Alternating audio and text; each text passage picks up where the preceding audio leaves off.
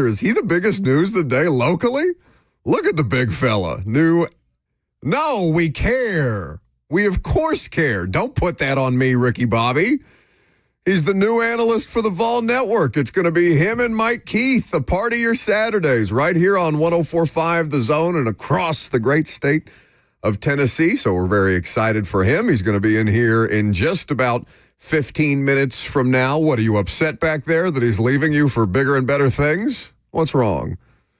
He's busy doing actual work rather than responding to my threats and everything else that we got going on this morning. Lucas Burt. Is Ross back there somewhere? I didn't see a sign of a mullet to start the day. Hey. Hey, Ross. And what are you talking about? Ramon's not leaving us anywhere. He is sticking around. He left him in the dust. He left him, threw him off his morning show, and sent him back down to the minor leagues from 10 to 1. And now he's on to bigger and better things with the Vol Network. Now, he's still going to do Ramon, Kayla, and Will. He's just leaving Bert behind, and I know that probably hurts him. No, you know what? It doesn't hurt me because sure? It really doesn't. And I'm going to be sappy for a second before he Don't actually... make it serious. I'm trying to have fun. We can have fun, and I want to do that when he gets in here. That's why I could never say this to his face. But Ramon genuinely, a lot of people say, like, the nicest guy in the business, or you can say that about a lot of people, but it is true about Ramon Foster. I agree. That guy would give anybody the back off his shirt. This morning, Lucas, only the back, not the front. Lucas was limping into the studio. Did you see how fast he's getting good at it. I'm scooting. Skimped in here? As he was skimping up the ramp this morning. I almost said something else, but I wasn't sure what the appropriate terminology was. Yeah, I'm glad you didn't say that one. Ramon offered to drive him a boot. Boot up here. He's like, man, if you're limping like that, you need a boot. I'm going to drive you one of my old boots up here. Imagine him wearing something that Ramon can wear. Well, apparently it's for his one of his kids. Yeah. So RJ and Miles have had injuries, sports injuries over the years, but he did say it's a size 12. I said, my goodness, your kids have huge feet. Yeah. I wear a 10 and a half. Ramon's high school kids are as big a feet as me and Lucas as grown men. Yeah. Unsurprising. Well, they have actual athletic aspirations, and the two of you, and I just have athletic perspirations. Somebody does back there. 615-737-1045 is the number. If you want to get in on the discussion today, F&M Bank chat, open for business, buzzing on a Friday. It's a beautiful day in Middle Tennessee. And yes, of course, first and foremost, we're incredibly happy for Ramon. That's an awesome opportunity. Him and Mike are going to crush it. You knew Mike was going to crush it already, regardless of what was going on. And I know a lot of people are looking forward to a potential Pat Ryan, Mike Keith reunion. But, has Pat, what's Pat doing at this point? I haven't seen any official announcements from Pat. He doesn't have any social media that I'm aware of. Smart man. But a little reshuffling, too. I mean, Jason Swain and Brent Hubbs have been a part of the Vault Network crew.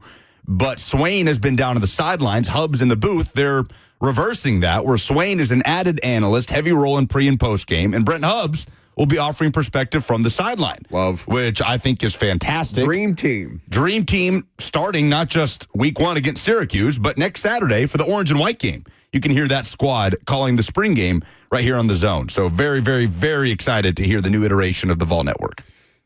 It's an exciting sports weekend beyond just the news, and we're looking forward to talking more ball with Ramon here in just about 15 minutes from now. It's Final Four weekend, and it's all 4 1 seeds remaining. And the thing that, whatever you felt about this year's tournament, right? I know everybody likes an upset. Nobody wants to go through March and have the entire thing be chalk.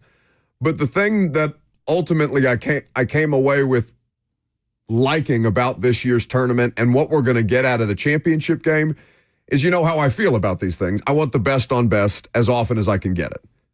And regardless of who ends up in the championship game, they are going to have gone through the gauntlet to win this year's national championship. All 4 are worthy teams. Really high-level coaching, really high-level college basketball teams, and I can't wait to see how it plays out. I don't really care what combination of the 4 of them or the 2 of them that we get in the national championship game. I'm just looking forward to a great weekend of basketball and 2 really, really good teams in the Natty. We have some very interesting stats to that effect coming up with the SEC Stat of the Day at 10:45 that show just how unique this Final Four is in 2025. But There was some electric basketball on our televisions last night before the Final Four festivities started, men's or women's. Yeah, there was so much great basketball throughout the course of this, and then of course, didn't Chat win the NIT? Oh, that's what I'm talking about. I don't know what you're talking about. Oh, okay. I was talking about the NBA. Were you not watching that Grizzlies Heat game? No, baby. I was watching the NIT championship at Hinkle Fieldhouse. You sicko. That's a great venue, by the way. If you've never seen a game at Hinkle Fieldhouse, that's where the Butler Bulldogs play. Shout out to the Mocs. This game was a Stefan game. Do either of you know what I mean when I say this was a Stefan game? Like Urkel? And Stefan? Stefan, the Bill Hader character on SNL. No. I mean, this game had everything. A half-court buzzer beater at halftime, controversial refereeing decisions, a second-half comeback, three-point shooters getting fouled late. I mean, the dramatics of this thing, going to OT. You and Stefan have the same hairstyle. Do we? I'll take that as a compliment. Big fan of Stefan, one of the all-time great SNL characters. New York's hottest club is Oons. So this game goes to overtime, and I mean, I'll just skip over to the last part of it. By the way, one of UC Irvine's best players, a UT Chattanooga transfer, who Miles Che, I mean, imagine transferring from Chattanooga to the West Coast and then having to face Chattanooga in a championship game at the end of the season. Like, it's one of those teams you would never dream to having to face off against, and Che had to go up against them. He played well. Game goes to overtime. Chattanooga has a late lead, a 1-point lead with 1.8 seconds on the clock. UC Irvine does the Hail Mary, right? Like the football pass all the way down the floor. Their big man snags it out of the air at the top of the key, and then suddenly there's a dude wide open under the bucket, and he just dumps it down to him. He has a bunny layup at the buzzer and misses. No. And UT Chattanooga wins the NIT championship. Oh. The crowd was electric. Both schools had great turnouts from their fan bases. That is so college basketball, though. That's a tough way to lose. It was amazing. 85-84, the final. Congratulations to UTC. So a team from Tennessee does get some sort of title this year.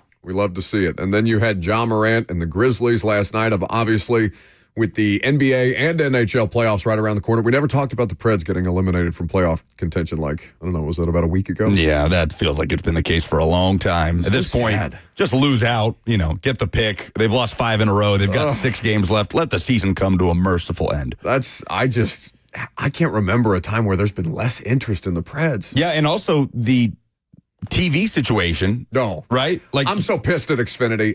I pay for FanDuel TV, or I paid for Bally Sports or whatever it was, and then all of a sudden it's not a part of my package as soon as they make the switch, and then it's a pain to try and get it back.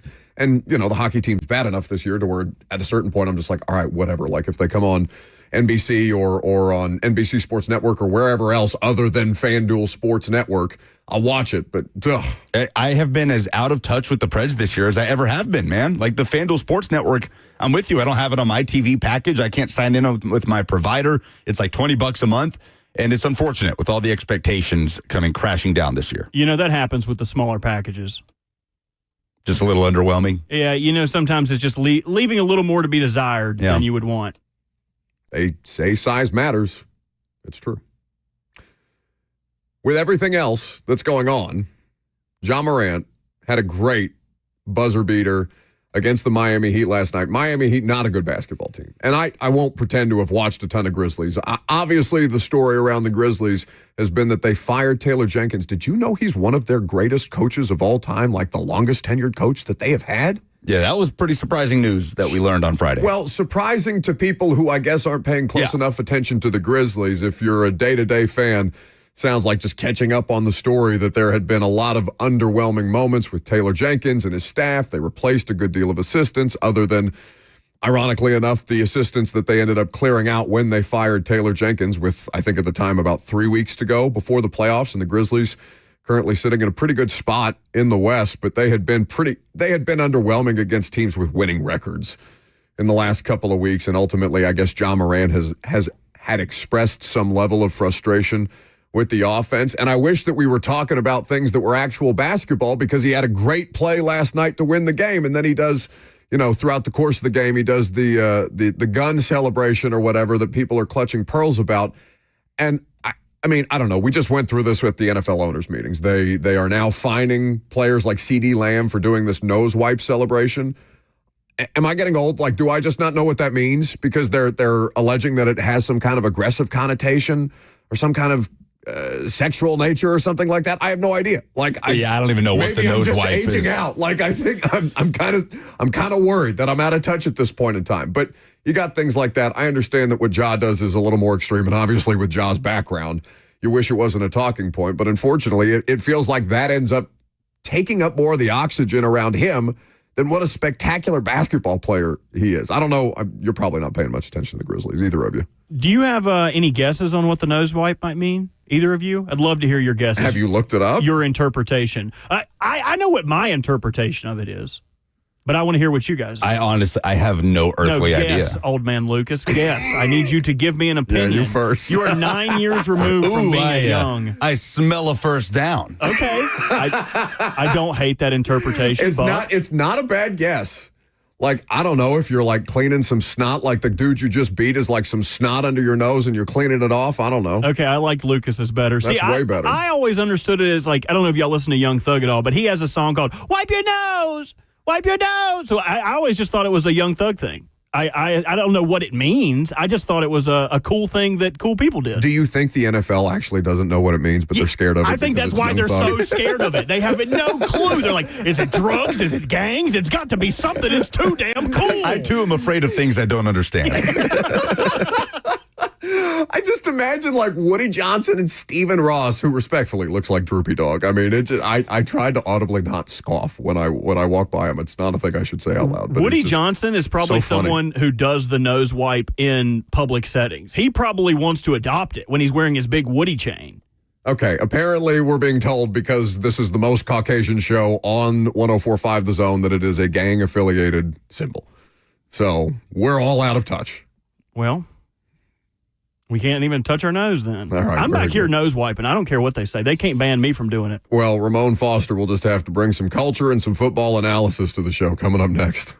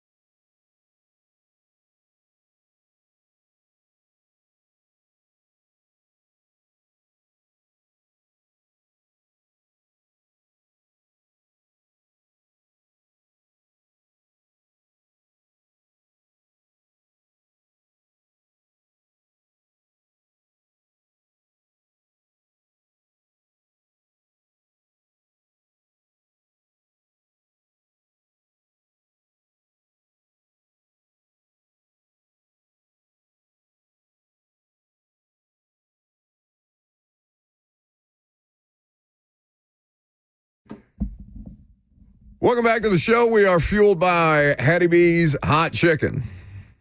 We got a celebrity in the house. You already knew that, though. Ramon, Kayla, and Will, 6 to 10 a.m. You knew that. You knew all of that. And you know what he brings to the table. But now you're going to get it on your Saturdays as a part of the Vol Network. The Dream Team. Mike Keith, Brent Hubbs, Jason Swain, and Ramon Foster. Wow. What's happening, big dog? Man, a lot in the last 18 Look at you. You're glowing. Stop. You know I feel like my balls, man. You've been holding on to that one for a while, haven't you? This is the first different situation. Like I did with 3HL a little bit yesterday, but I was still in the middle of millions of texts come through, calls. I had to talk to, I ain't have to talk to, I talked to my whole high school coach, my whole hometown paper. I was a lot of conversations, and I hadn't had a chance to brief. So I was glad you guys asked me to come on, man. This is a cool moment for sure. Ramon the People's Champ is what people are saying on YouTube. I could not agree more. So, all right. As much as you can share or are comfortable sharing or haven't, whatever you want to get into about how this came to be, because people are curious. And obviously, you're not going anywhere in the mornings. No, I'm still 6 to 10. We're locked in. Okay. Yeah. We just want to, we want to make sure that people know that, because I got a couple of tweets like when we were congratulating. Yeah. I'm sure you got a ton of messages. Still. To that today. effect. All right. So everybody breathe. Namaste. 10 deep breaths or 20 short ones, whatever gets you there. He's not going anywhere in the morning. He's just going to be a part of your Saturdays. That's what he said when he was asked about it. He said, "No, I'm gonna stay."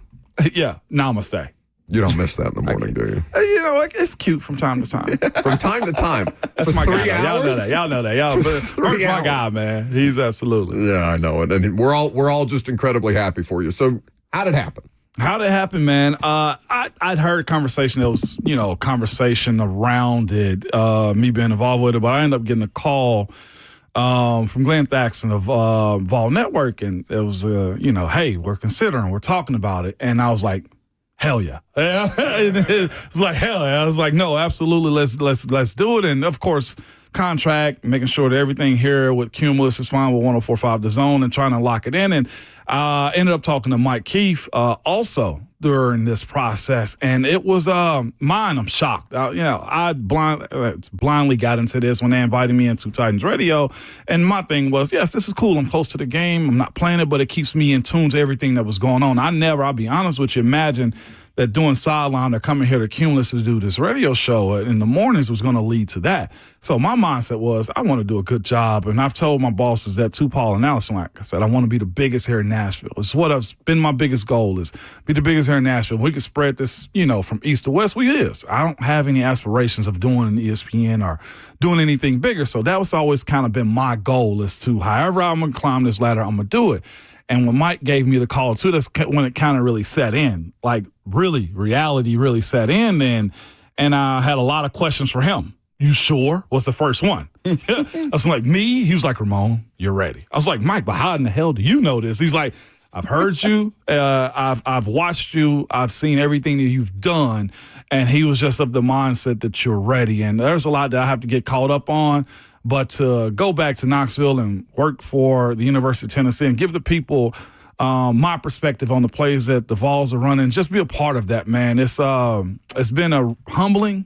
All I can say is I'm still shocked by it and excited. Like, there's a lot of emotions in this, because I'm thinking about my pathway from when I committed in 2003 to 2025 as a 39-year-old man. It's been surreal for sure. It's so interesting to hear you say that, because, you and I have talked about this when athletes come over to media and they're, stunned by the amount of insecurity that people have in this business.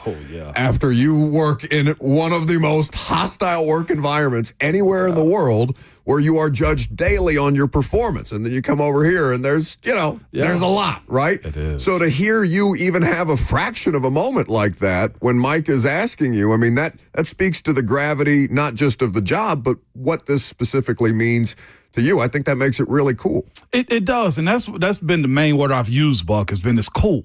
Like, I understand the weight of this job. I said this morning, Austin Stanley brought up, you have an opportunity to play one of the most important parts on how you paint the history of Tennessee Vols. I said, dang, Austin, like, I ain't never thought about it like that. He put it on you right out the gate. He laid it on thick, man. But with that being said, it's true. There's a lot of weight that comes along with not messing up, what Mike's got going on as far as letting him get the call out and me not being a super fan and going, like screaming in the background, like hearing that. But that's also what our fan base somewhat expects too. They want to hear that excitement. They want to hear a little bit of that homerism. And Buck, I think it was like 2 weeks ago, I'm not sure if word it got around or what, if it did, cool either way, but I was wearing like a crap ton of orange, and I always am. I got some Vol stuff. Usually my truck has got a T on it. My keychain's got it on it. And so I bleed it. I live it. I love it. Before we go any further, like, I want to say all that was saying this is very respectful what the Titans did for me, the Tennessee Titans, and also Titans Radio too. I'm an outsider, right? Like, I played in Pittsburgh, and they opened up the doors for me to where I had conversations or relationships with Vrabel, Brian Callahan, Tracy Rocker, Rand, run into John Robinson at times, to Coach Mack and Brett and Amy and Phil and Brad that's also helped me and open up the doors for me too. Puff, badgering him on the sideline. Puff, hey, what's happening? Can I report it? Those types of things has been a part of this process. And again, I don't think people understand how tight like those NFL franchises are, like, to allow me on the team playing. I said it before, I want to say it on your show because I know they listen to you guys too, but thank you guys over there.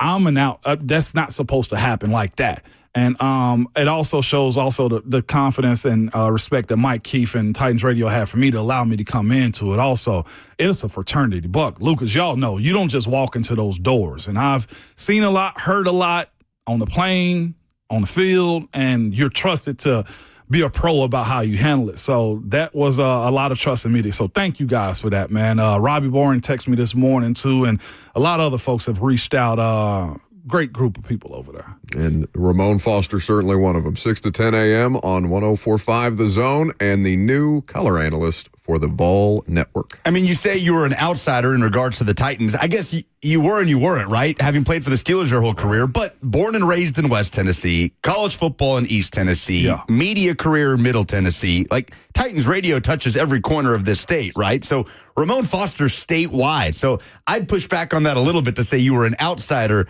in that Titans Radio squad. And the chemistry, that's my favorite thing about this, Moan, is how instantaneous the chemistry is going to be between you and Mike. I know you guys haven't been play-by-play and analysts together, but having worked together on draft coverage when you're down on the sideline enough, to watch how you guys hit the ground running is going to be the most exciting thing. And it feels like that has been your media career just in a nutshell, right? Hit the ground running, right out of your playing career, radio show, straight to an NFL sideline, straight into a college football booth. Like, take yourself back to 2007, 2008, right, when you're playing for Philip Fulmer in Tennessee.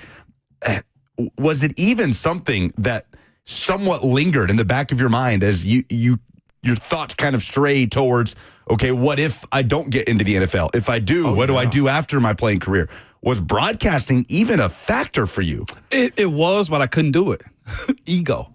Perception of myself was the biggest thing. In that era, we didn't have a whole lot of dental assistance, and I had crooked teeth. And I never could afford braces. My mama wouldn't. We didn't have $3,000 for that, so I didn't change my major to communications. I wanted to do it then, and I did stuff back then. And Hubs would tell you, like, I've been an interview guy for them for a while as far as being able to speak to the media. But I would have had a communications major back then had I had a little NIL, but I didn't. I got to the NFL and got braces after then, but. You bring that up, though. Like, a lot of players don't think about those relationships that you need to form with people in the media, or just how you paint your own story. When I learned that those guys can say nothing, and unless I gave them an answer for it, is when I opened up my eyes to, okay, well, I can control my own narrative. I can give the answers that I want to. And that's something I want to be able to do for those guys that are up there in Rocket Top 2 or in Knoxville too, is to be able to paint their pictures and having a relationship with them. Because, again, making it is hard. I know we give that 1%, stat that they give out for the amount of guys that make it, and mine was further than that. Hell, I didn't make it in the beginning. I was undrafted to, Pittsburgh. And that was my thought then, too, is I don't know how long this is going to last, was always my mindset in Pittsburgh. I didn't buy a place in Pittsburgh until my last year, 2019. That's so real, though. I didn't. You know what I'm saying? I rented every year up there. We went back and forth from Pittsburgh to Tennessee more times in the offseason because I was of the mindset, I don't know how long this is going to last. So I ended up getting a players show in Pittsburgh, and I had that for about 7 years. And I went to the NFL broadcast boot camp. I did that.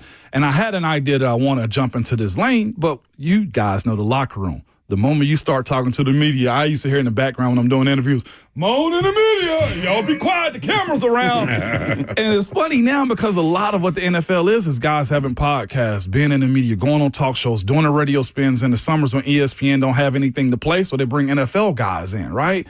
And if you are savvy enough and want to, a lot of guys make a crap ton of money, so I don't have to do or have a secondary career, but there are some guys that just enjoy it.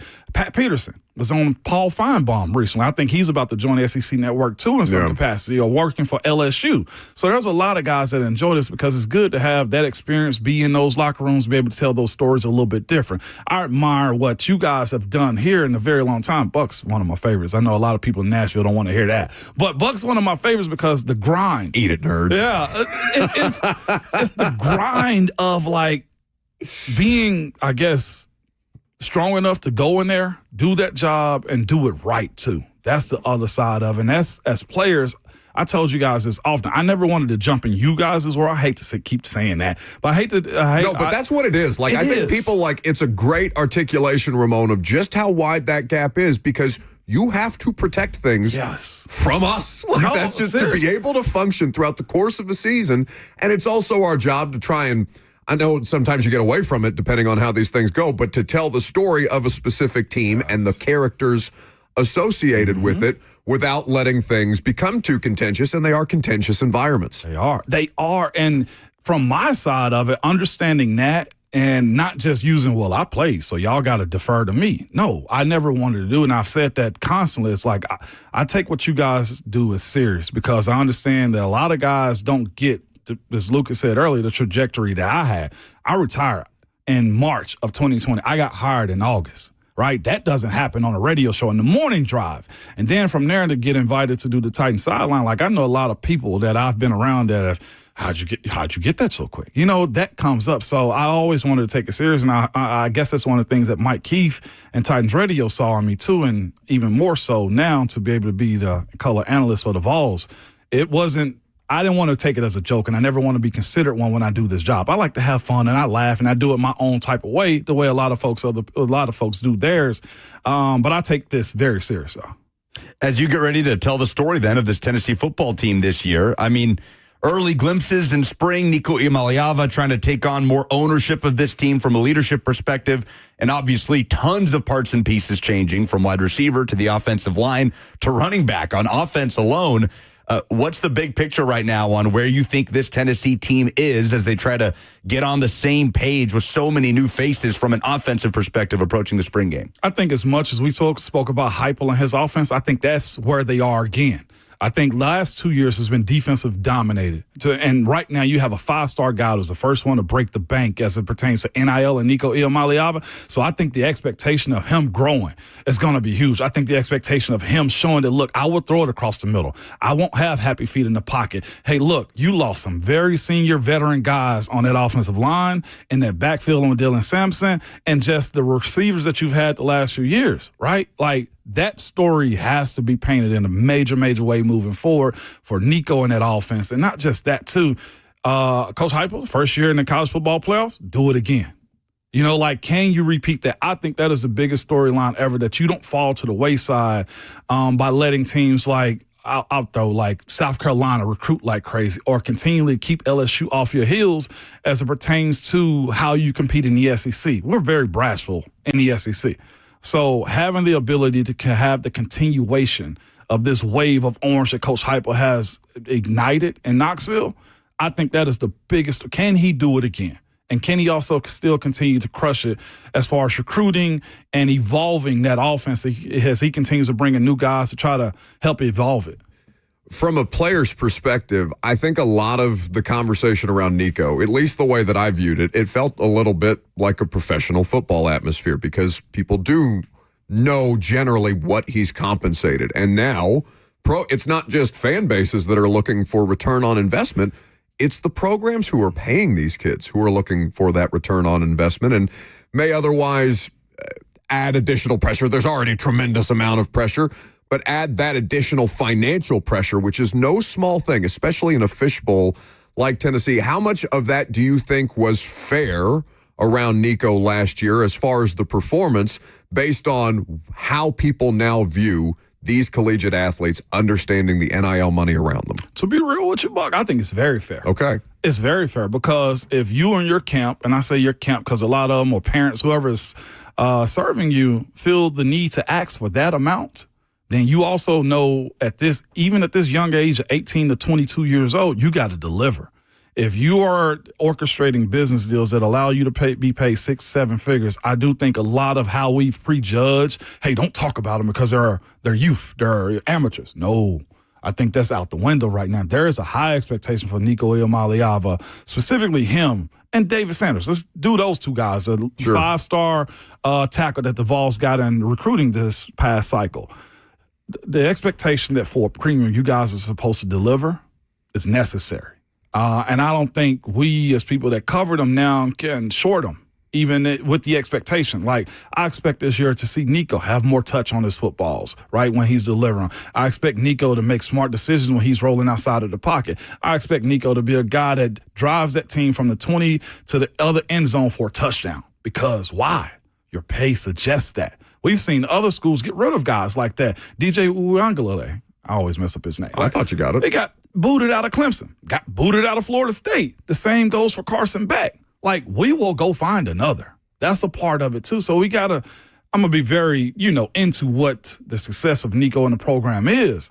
But the delivery of wins, at any position when you're compensated like that. Ricky Gibson, right? Wanting to renegotiate from what the reports have been. Well, bro, we got to kind of see that. We must see you be a lockdown corner the same way as Jamar McCoy is. Like, it's a different world in college football. It's almost more professional. It definitely is more professional right now. Offensive line reconfiguration, is that the biggest immediate hurdle that you see? Most definitely, because it's always a big man's game. No matter how much we speak about Nico can be killing it. But if he's on his back 7 out of 10 plays, and that's very problematic. Figuring out the right tackle position as far as David Sanders and the other guys that he's in competition with, that's going to be something that we cover over the summer, look and see what happens. But yeah, and then of course I think it's William Satterwhite, who's at center. Like, that's a new center. Heupel and his staff, this is going to be one of the first cycles of his recruits being starters right now and being real, like, Heupel, what does that look like? Because as much as we crapped on specifically, Jeremy Pruitt and stuff like that, he finished in recruiting with some good guys coming in. So this is Heupel's era right here. And from all things I've seen, and I got an opportunity to practice, I'll be honest, they brought it.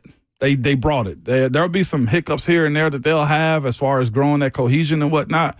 But it looked good on the scrimmage, the orange versus white. Who's sticking out the most at the wide receiver spot to you in the small sample size you've seen, as there's a ton of new faces there? Braylon Staley, he's one, and I saw why, of course. Mike Matthews had all the conversation about him. It was one play where he fell down and got up quick enough to still catch the football to get yak. Like, that was impressive to me. Like, you see why guys are labeled 4 and 5 stars and all that type of stuff. The true 5 stars, you have no hesitation in what they look like. And that was one of the things I took away from him was he was able to deliver in the scrimmage that I saw. And, of course, the ones that get as many reps that you wanted them to get or passes, of course, 1 versus 1s. But that small sample size that I got, yeah, he looked like he's bringing it. You have any thoughts? You've been awfully quiet back there. Yeah, what you got for me, bro? I've taken a couple notes, things that I would like to, just in review of the conversation, if you've late to join us, Ramon Foster joining us at 10:20 this morning, talking about him taking over the Vols network. Some news from Not taking over the Vols network. He's the Vol network analyst. He's taking over the whole thing. It's his now. First time on the mic back there. I learned Ramon Foster's a former bracist, like myself. I'm glad that we are both against braces now. After you get rid of them, you don't like them anymore. I also learned that you were a media narc. I'm glad that you gave us plenty of evidence throughout this interview. Moan in the media. Y'all be quiet. The camera's around. I'm going to use that forever. I liked Lucas's use of were and weren't Or weren't. He didn't say weren't. He said were, and then he said weren't. Wait, with you were and you weren't. I loved that. It's just very was genuine. it incorrect? He got in my ear and just laughed at you. Don't do that. That's what me and Buck do. We just lay on a bed of pictures of you and laugh and cuddle. I believe that. No, we just play the mispronunciations in the background. I What mispronunciation? also learned you're no longer going to do Titan sidelines. That it'll be worse for it. But I would also like to throw in my hat to be the official Titan sideline reporter. You can get great reports on what Gatorade flavors they have, what free equipment they leave lying around, the food, the snacks that they don't eat. I would have great reports on any of that. On who's hiring for this. They just use this platform as a means to try and grab at other people's jobs, the two of them. Soliciting. Crazy. I also know that Ramon is excited about the job. He's worried about the excitement that might come over the air. But Ramon, please do not. You can do it. I'm working hard for this. Don't rob us of a moment like this. I need that every time the Titans score a touchdown. Every time the Vols score a touchdown. I'm just going to play this sound to cover up over all my mistakes. Well, and then there has to be an inverse of that, too. Like, there has to be a version of Tim Priest yelling, damn it, when Tennessee got stopped on the 1 against Florida. So you got to have something in the bag for when the good stuff happens and when the bad stuff happens. Yeah, or we suck again. I shouldn't have said that. I shouldn't have said that because I feel like he's going to save it. Yeah. He's going to save it. That's all right. You caught yourself quickly enough that he won't be able to clip it. He's not that good at his job, as evidenced by that entire segment. We can play the reverse of it. That's your holler. He sounds like reverse. he's been shot or stabbed or something. We're very happy for you, despite how big of a joke we made this, and we know that you will take it with the seriousness and the professionalism that you have approached all of these opportunities that you deserve. Bleep anybody who says that you got or how'd you get there too quickly. You're good at this, and that's exactly why. And he's entirely too humble to talk about himself that way, although you catch him on the right day, he might tell you. I might say a little something. Little something. Spring game next Saturday. I'm going to gas him up anyway. Spring game next Saturday. Vol Network right here on 104.5 The Zone. Ramon Foster, Ramon, Kayla, and Will. Thanks, buddy. Appreciate you, man. Bert is a crier, too. Does he disclose that, too? Nah, I didn't get so sappy in the first segment that I cried about it. But I thought about it driving here that I would cry. No, he cried when he found out that he was coming back here for 3 hours a day to get bullied. A shame. Tough. Go to break.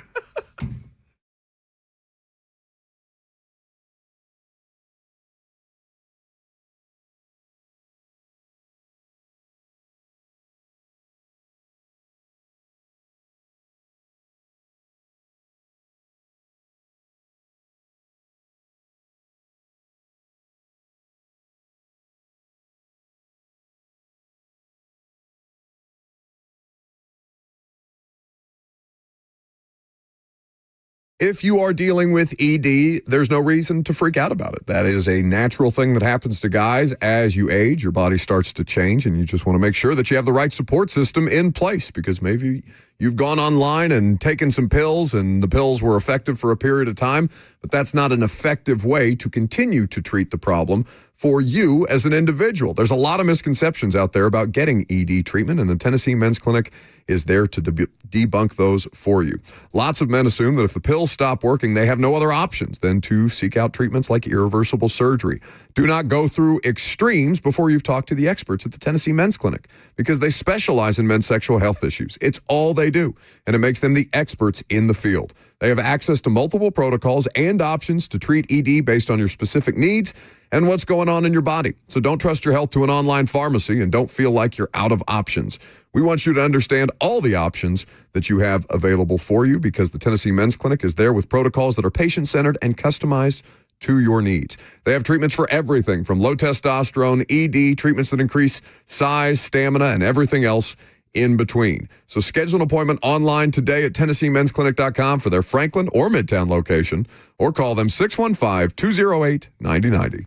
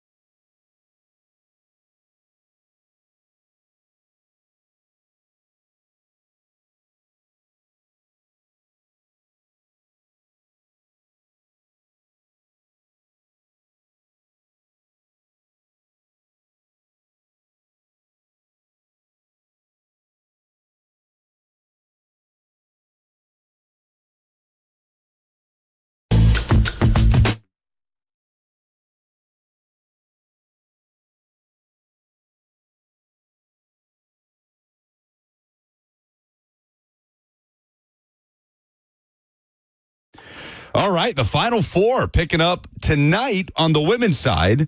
South Carolina and Texas facing off. So you've got an SEC on SEC matchup there. And then tomorrow on the men's side with Florida and Auburn looking like, not looking like, there will be an SEC team in the national championship game for the first time since Kentucky won it back in 2012. So let's talk about just how good these teams are, not just Florida and Auburn, but the Final Four as a whole.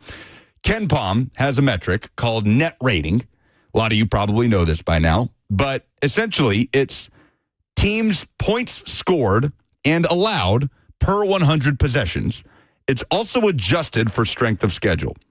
So, to simplify it, a net rating of over 35, anything 35 or higher, is incredible. In fact, before this season, 6 teams have cleared a rating of 35 or better in all of college basketball on the men's side since they started this metric in the 1996-97 season. Only 6. You stole that from Steve Lehman, if you remember correctly. Oh, I read this on The Athletic, but if Steve had it as well. To Steve Lehman. 1999 Duke, 2001 Duke, 2008 Kansas, 2015 Kentucky, 2021 Gonzaga, and 2024 UConn. The only teams to surpass that metric. This year, all 4 teams in the Final Four clear that KenPom net rating of 35 or better.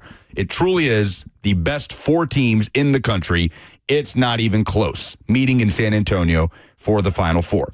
So, Florida taking on Auburn. We talked about this game a little bit on Wednesday when you were gone. It's the second meeting of the year. Florida was the first team to give Auburn an SEC loss this year down on the Plains.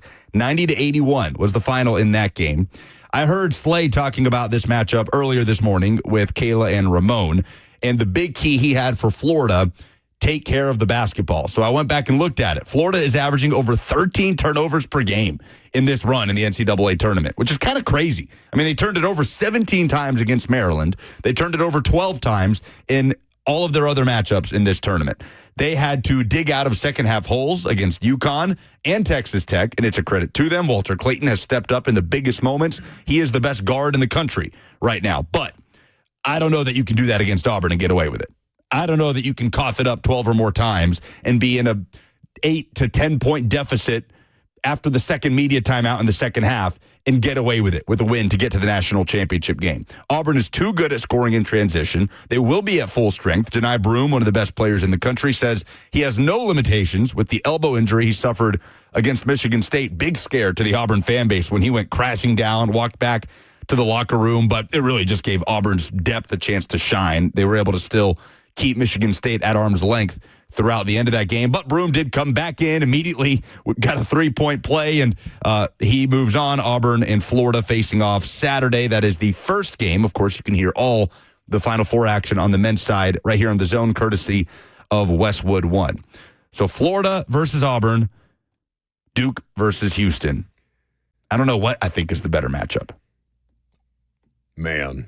I want to say it's Florida-Auburn because of just how well these teams know each other. I agree, and that Auburn has looked the way that they have after, I think it was fair to question them down the stretch, right? It was exhausting. It was a breakneck pace that Auburn was on through the best conference in college basketball this year. And so when they started to slump a little bit towards the end of the regular season and into the conference tournament, people start talking about it. But they've regained their form. They're one of the best coach. Is Bruce Pearl the best coach in the SEC? We put it to a poll. Did we? In the SEC. No, we did not put that to a poll. The best coach in college basketball? In the Final Four. Ooh. Or which coach has the most at stake in the Final Four? See, I am another such interesting a question. Kelvin Sampson homer. Yeah. No, he's the most overdue coach in this Final Four for a championship. But I mean, he'll do it with dudes you never heard of. You know what I'm saying? Like the way that Houston... The way that he's able to coach dudes up everywhere that he goes. And honestly, when he got fired in the middle of that Indiana season for violations, I mean, they felt like a big deal at the time. It's kind of like the Bruce Pearl stuff, right? You're Very just similar. Like, after the fact, it's Jeremy Pruitt looking around being like, hey, everybody gets paid now. Why is it on me? Because I was the last guy to do it. It's crazy to look back at some of those situations. Like Bruce Pearl literally banished from the sport for years. And Kelvin Sampson, who had to go be an assistant in the NBA for a few seasons. Obviously you've rebounded more nice than, or however I'm trying to say, better better. You've rebounded better. Thank you. Who is you? You're talking about You as a program. Tennessee has basketball, rebounded better as a program, going from the situation that you did, understanding, the Donnie Tyndall experience that you had to suffer through, and Konzo Martin, who's trying to claw his way back into the sport, ending up in Rick Barnes. You got it right after Bruce Pearl. Is there any remorse about the way that the Bruce Pearl situation went down, given that you ended up with Rick Barnes? Yes. Probably not. No, there always is with Tennessee fans. Tennessee fans are enamored with Bruce Pearl. I mean, how could you not be, though? There is a fair discussion there is not a fair discussion of who's the best coach in the history of Tennessee men's basketball. It's Rick Barnes. Yeah. He's the most accomplished at this point. But who's the better coach between the two of them? It's Bruce Pearl. That's a fair conversation, right? Bruce Pearl has 2 Final Fours. Rick Barnes has the one, and it hasn't happened since T.J. Ford was playing for Texas. So yeah, that's a very fair discussion, which is why Tennessee fans are still very enamored with Bruce. And believe me, there's a contingent of Tennessee fans out there that believe whenever Rick Barnes decides to hang it up, that the Vols need to go all in to bring Bruce home. Like, that will be the discussion. I'm telling you right now, whenever Rick Barnes decides to retire. How old is Bruce Pearl? Bruce? Younger than Rick Barnes. Guesses. I need guesses. Oh, I know, so I'm not going to guess. Oh, I'm going to say Bruce Pearl is 63. That's exactly what my guess was going to be. 64. Very close. Man. Yeah, and it's funny because you look at these. So you could theoretically He's get. 65. He's 65? Oh, did he just turn 65? Let's see. When He did on March you were 18th. wrong. Oh, okay, a month ago. 2 weeks ago, he I turned was closer. 65. You were. It's funny, too, because Yes, Bert, you were right. Well done. you think about, like, it's so impressive that these old heads are adapting, like Rick Barnes and Tom Izzo, and it's like, Bruce ain't that much younger. He's 64 years old. I know. You know? Like, he's not like a upstart 45-year-old coach. Bruce has been in it for a while. And also, these dudes they will do this job until you drag them kicking and screaming off the sideline. And I know not everybody has to be Jim Boeheim, right? Yeah. But Bruce Pearl can do this for 15 more years at a high level. But I love these matchups because you've got Bruce, 64 years old. He's been in college basketball for so long. He's been in different eras. He's had a show cause in his past where he wasn't allowed to coach in the sport, taking on one of these new wave coaches in Todd Golden, who's done an incredible job with Florida. And then there's the flip side of it in Kelvin Sampson, who's coached some of the biggest programs in all of college basketball. He's been to a Final Four. He feels like he's overdue for a championship. And Overdue by a mile. Right. And he's coaching one of these new wave guys in John Shire, who's done an incredible job with this Duke team. Can I hear from Bruce Pearl on this? And we can get into this a little later. He's been doing a lot of media for obvious reasons in the lead up to this game. But this is the Auburn basketball coach talking about the opportunity that they have. This is it. Like, we're running out of one shining moments. Like, we do it now, or like Dylan Carwell said, this is his last free breakfast. Any morning, he's been prepared to wake up and not have a free breakfast. And so, there are a lot of T-shirts out. We want Dylan to continue to eat free.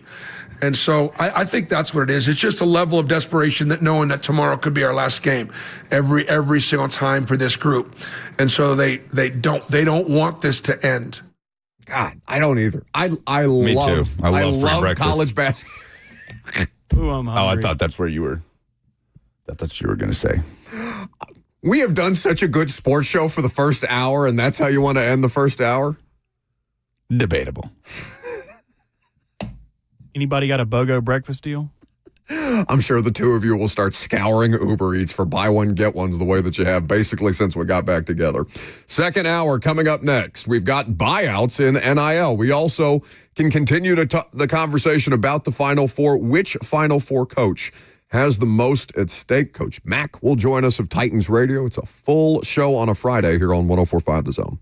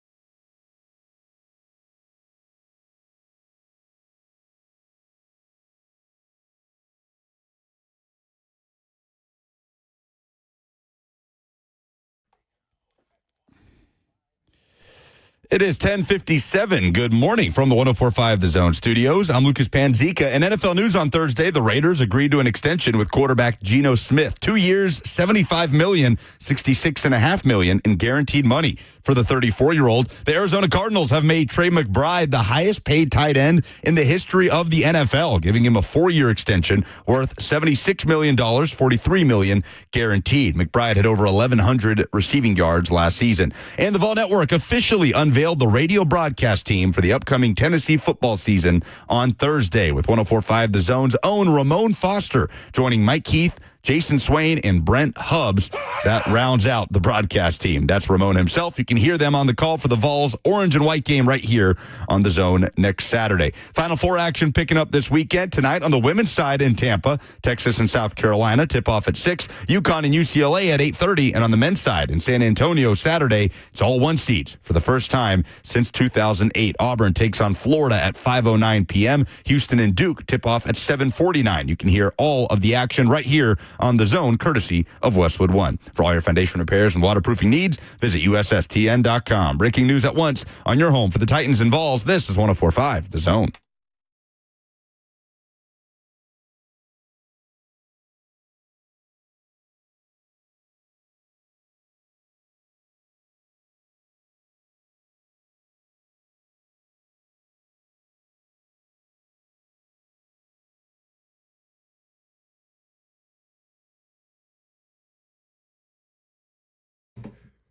Second hour underway, just about, here on this Friday, a beautiful day in Middle Tennessee. Thanks for hanging out with Lucas, Burt, and me. Coach Dave McInnes will join the party here in just about 20 minutes from now. We'll look forward to that.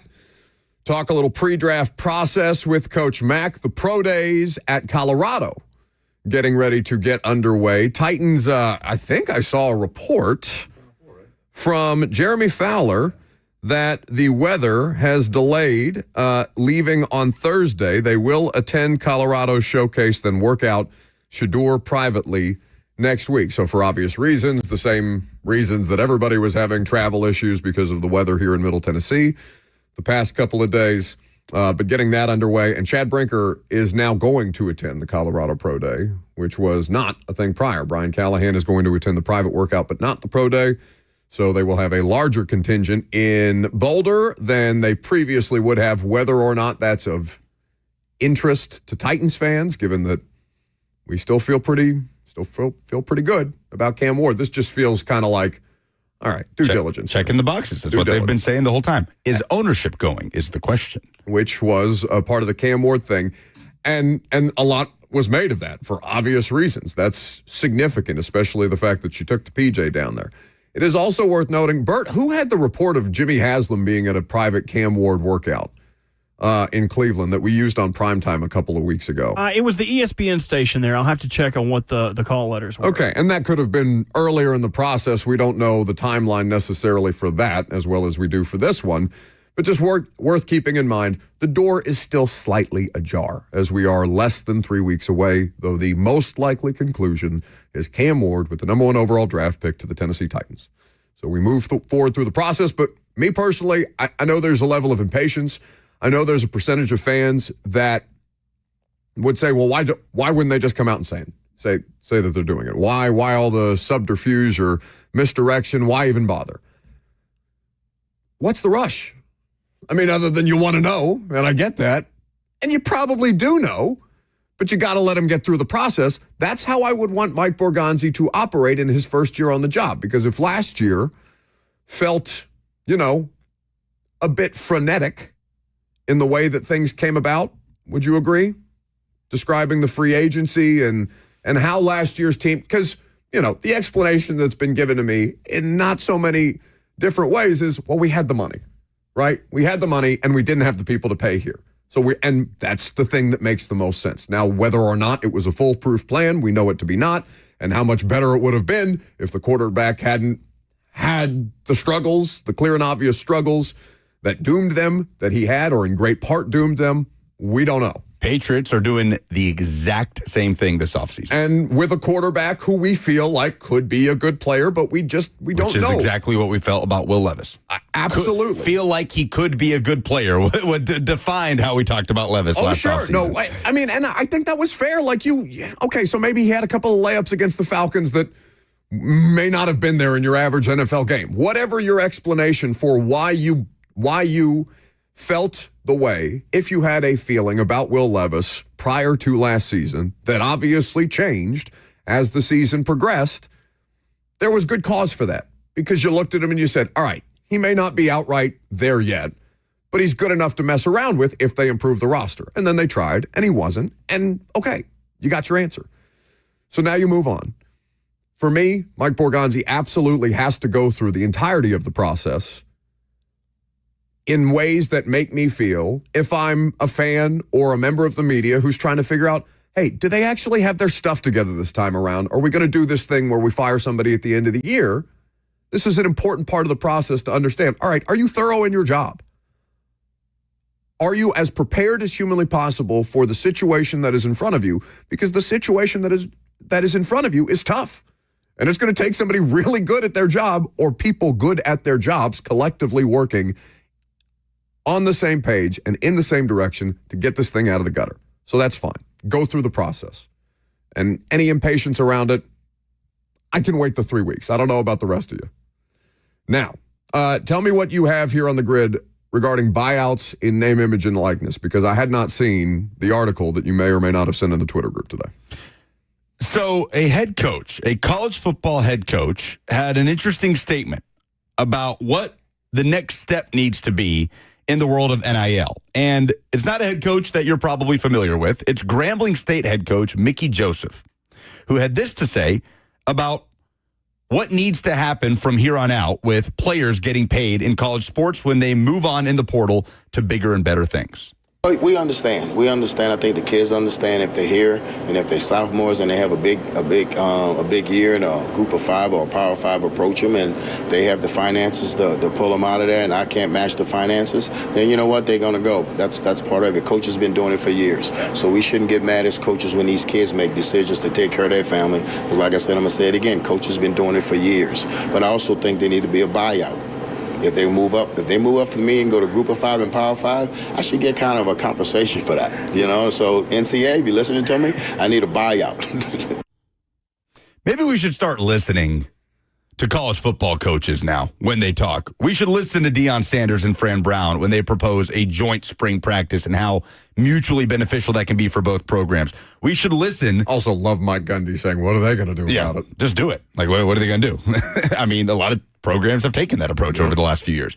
We should listen to Grambling State head coach Mickey Joseph. I'll be honest, first time I've ever heard the name Mickey Joseph in my life. I didn't know who the Grambling State coach was. All I know about Grambling State is it's the program that hired Hugh Jackson to be its head coach at one point. That makes a ton of sense.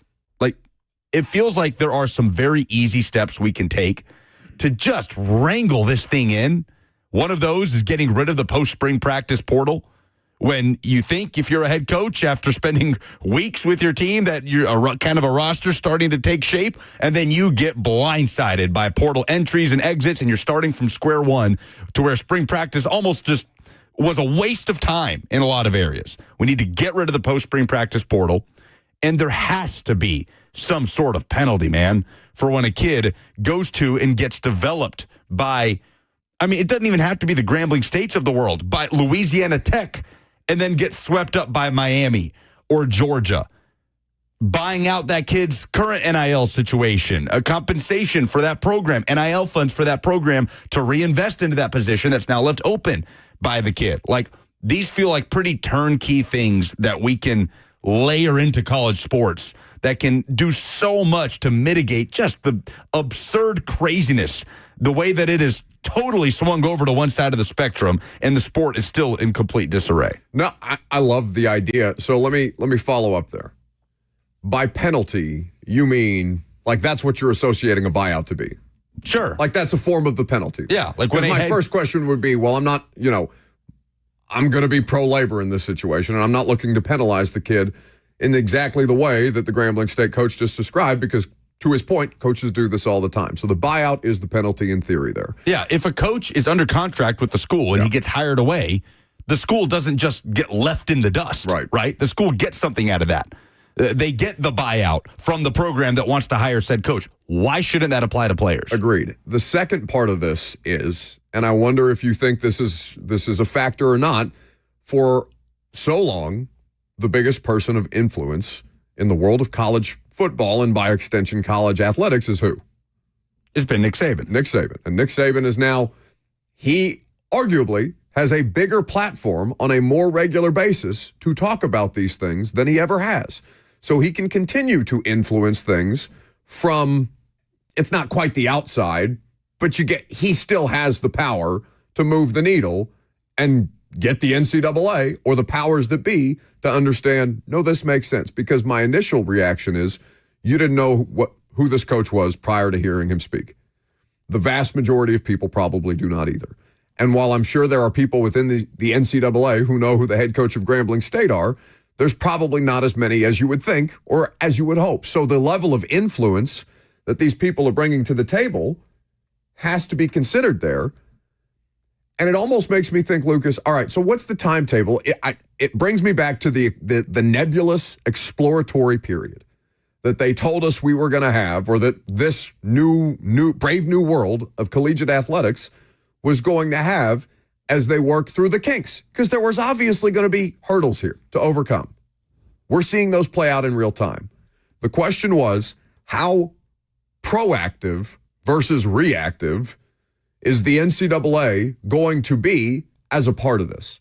And I think you have the answer to that question time and time again, where they spend far more time reacting to these things as they do foreseeing them. Now that I look at it, I probably should know who Mickey Joseph is. He was LSU's wide receivers coach during their national championship run with Ed Orgeron, coaching Justin Jefferson. The interim at Nebraska. The interim at Nebraska, where he played quarterback and was successful playing for Tom Osborne at quarterback. I feel like you're forgiven for not knowing all this man's details. And he is the younger brother of Vance Joseph. Oh, okay. Football family. But does that all add up? Yeah. For sure. But the problem is, I don't know who the powers that be are at this point to shape these things. Like, I don't know. You talk about needing to take this to the NCAA for Nick Saban to voice these things, for somebody to implement the change. Who's implementing the change, right? Like, we're talking about taking things to the House of Representatives to shape what college athletics is going to look like. So that's also the crux of this. Baby, they're coming for us. We've got the NCAA who has been trying to hold us back from this era for years and years and years, and then eventually program said, okay, we're just going to do it, and we're going to sue you into oblivion, which is what has happened. And now we're talking about the NCAA being the one to shape this new era. None of that adds up. So it's easy for us to sit here and say, this needs to happen, but it's also much more difficult to sit there and say, who's going to make it happen? At some point, you just got to do it. Yeah. But the question of that implementation, though, and it's why, Lucas, I think this would be, I know Pate hates it when we bring him in here to talk, or doesn't hate it, but would rather talk about football than he would talk about the larger themes of how the business of football works. This is the world that he operates in. By the way, also, congratulations to Josh Pate and his lovely fiancée, Savannah. I saw he posted that he landed his 5-star recruit. So we're very happy for Pate and Savannah and everybody else involved. And I'm back in the portal. Thought that was going to be my final landing spot. Pate State? Yes, with Pate. Oh, we would be able to make it work. You wanted to try and pursue Pate. I don't know if you've ever seen him on Zone TV, but he's just chiseled out of granite. He's, again, the rare, good-looking bald. It's him and Robert Saleh. And that noggin is so smooth. Wait till I cut my locks off, though. I've got a head like a bowling ball, perfectly round. And your physique is no way remarkably similar as well. I don't think I'd be able to tell you two apart if that. Normally, that would be me that took that shot at you, but that was him. That wasn't a shot. That was a compliment. It wasn't a shot at all. My chiseled shoulders. Yeah, I've seen the shoulder. I've seen the shoulder. My best feature. I'm telling you, the two of you, we need to do this as a bit. You need to come to one of my workouts with me, and I want that on video. I want to see Bert running hills. No. Not going to give you that pleasure. I got my own thing going on. I may, yeah. 615-737-1450. 1045 is the number if you want to get involved. We'll talk to Coach Dave McInnes about the pre-draft process, about the pro days versus the private workouts, and about where we are with where the Titans are heading with the number 1 overall pick. I'm Buck Rising. It's 1045 The Zone.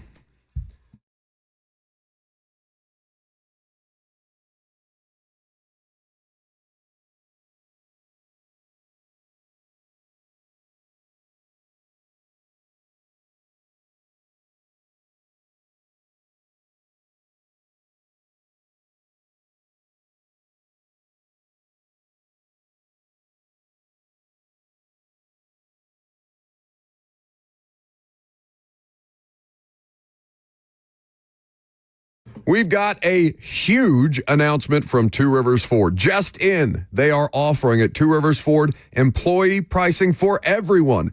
That means that you pay what they pay on almost every new Ford on the lot. And at Two Rivers Ford, what you see is always what you get. They don't do things like add expensive accessories or tack on service packages to increase the price of the vehicle. They do not price gouge. Two Rivers Ford is upfront and honest every single time, and now they are offering you employee pricing. There's no better time to buy American, and there's no better dealership than Two Rivers Ford. Locally owned and operated for over 40 years and home of the non-commissioned sales team, and now home of employee pricing for everyone. From America, for America, Two Rivers Ford, the South's most trusted Ford dealer.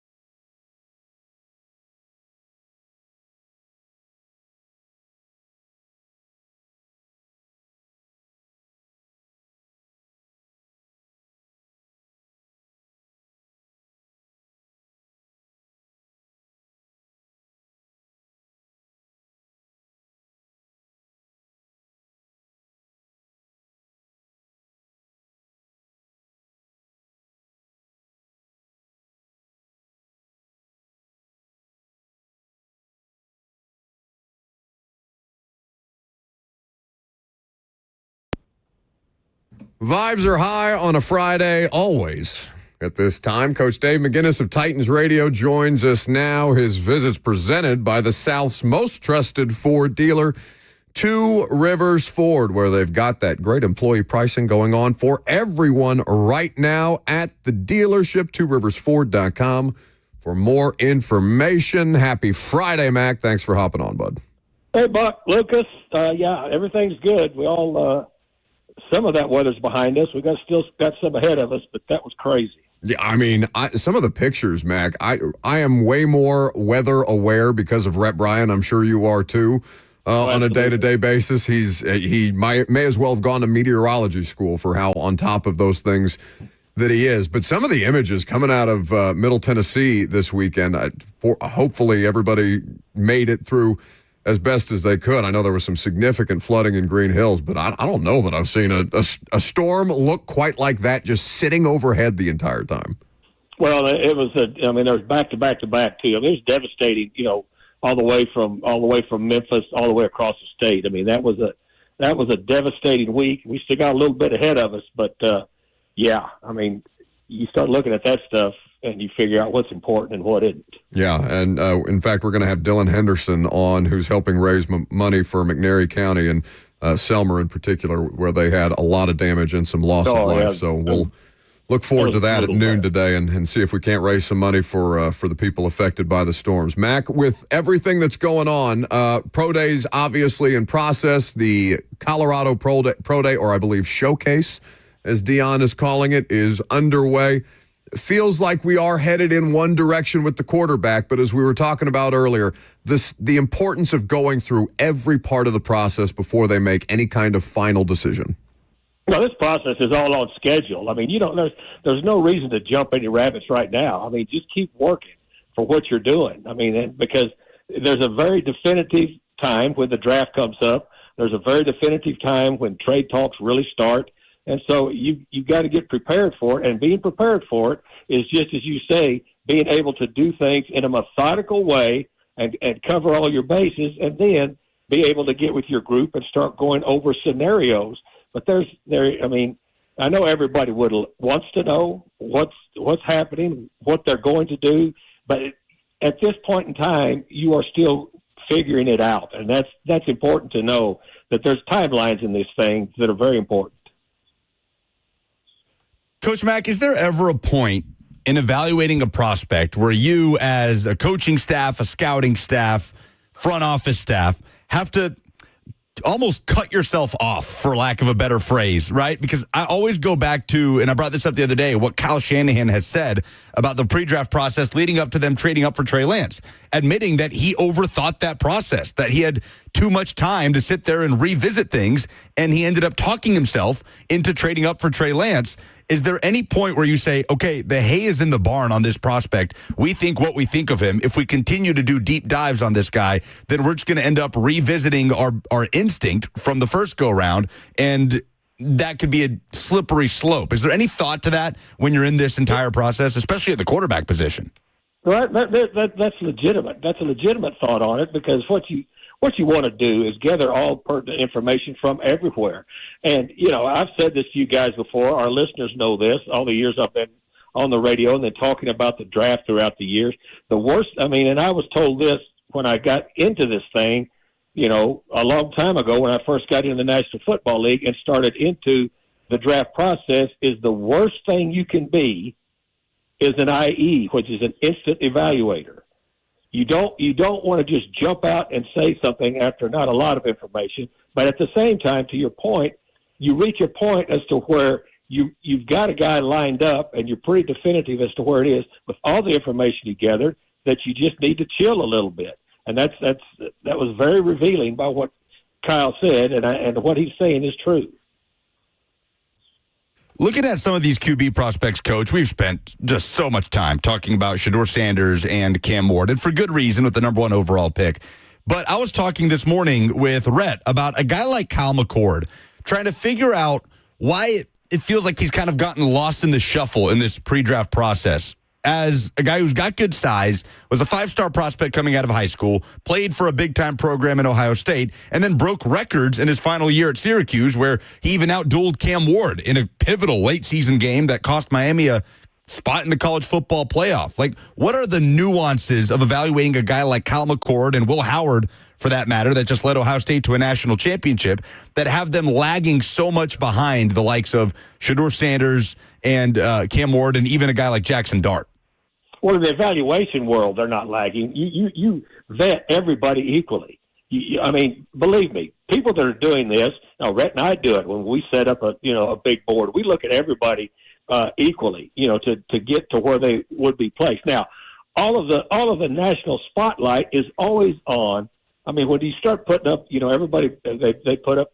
These guys put out their top 50, and then it morphs into the top 100, and sooner or later the top 150 is going to come out, and then the beast is going to come out that's got 300 on it. But they are not lost in the shuffle, believe me.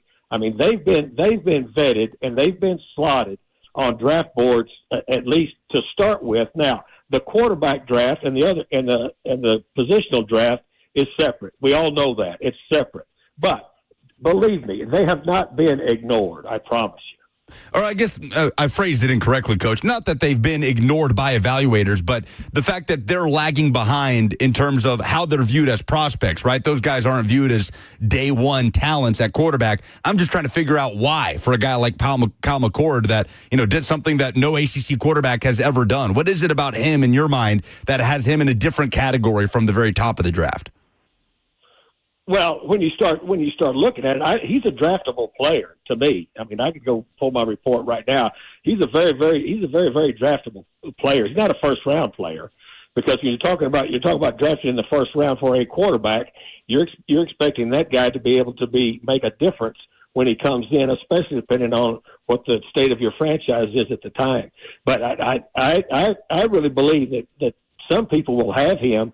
Some people will have him at the top of the second day, which is still, or even in the belly of this draft for these quarterbacks. I mean, Shuck is the same thing. I mean, he's a different thing down at Louisville, but he's a quarterback that's got a lot of attributes that you like. But these guys, neither one of them, they're not first round picks.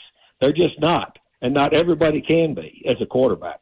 Well, and I think, Mac, that's to simplify it, it's just production over traits. To a certain extent, obviously you're looking for both. You're looking for the cleanest evaluation humanly possible, but very rarely are you going to get so many of those clean evaluations. So I think that's kind of what Lucas is trying to get to, because there's a lot of discussion externally about collegiate production versus guys who may turn into something in the NFL and how the NFL goes about that talent evaluation. And if it was an exact science, we would be a lot better at it, not just externally, but as a league. So I think that's kind of the thing that he's trying to get at.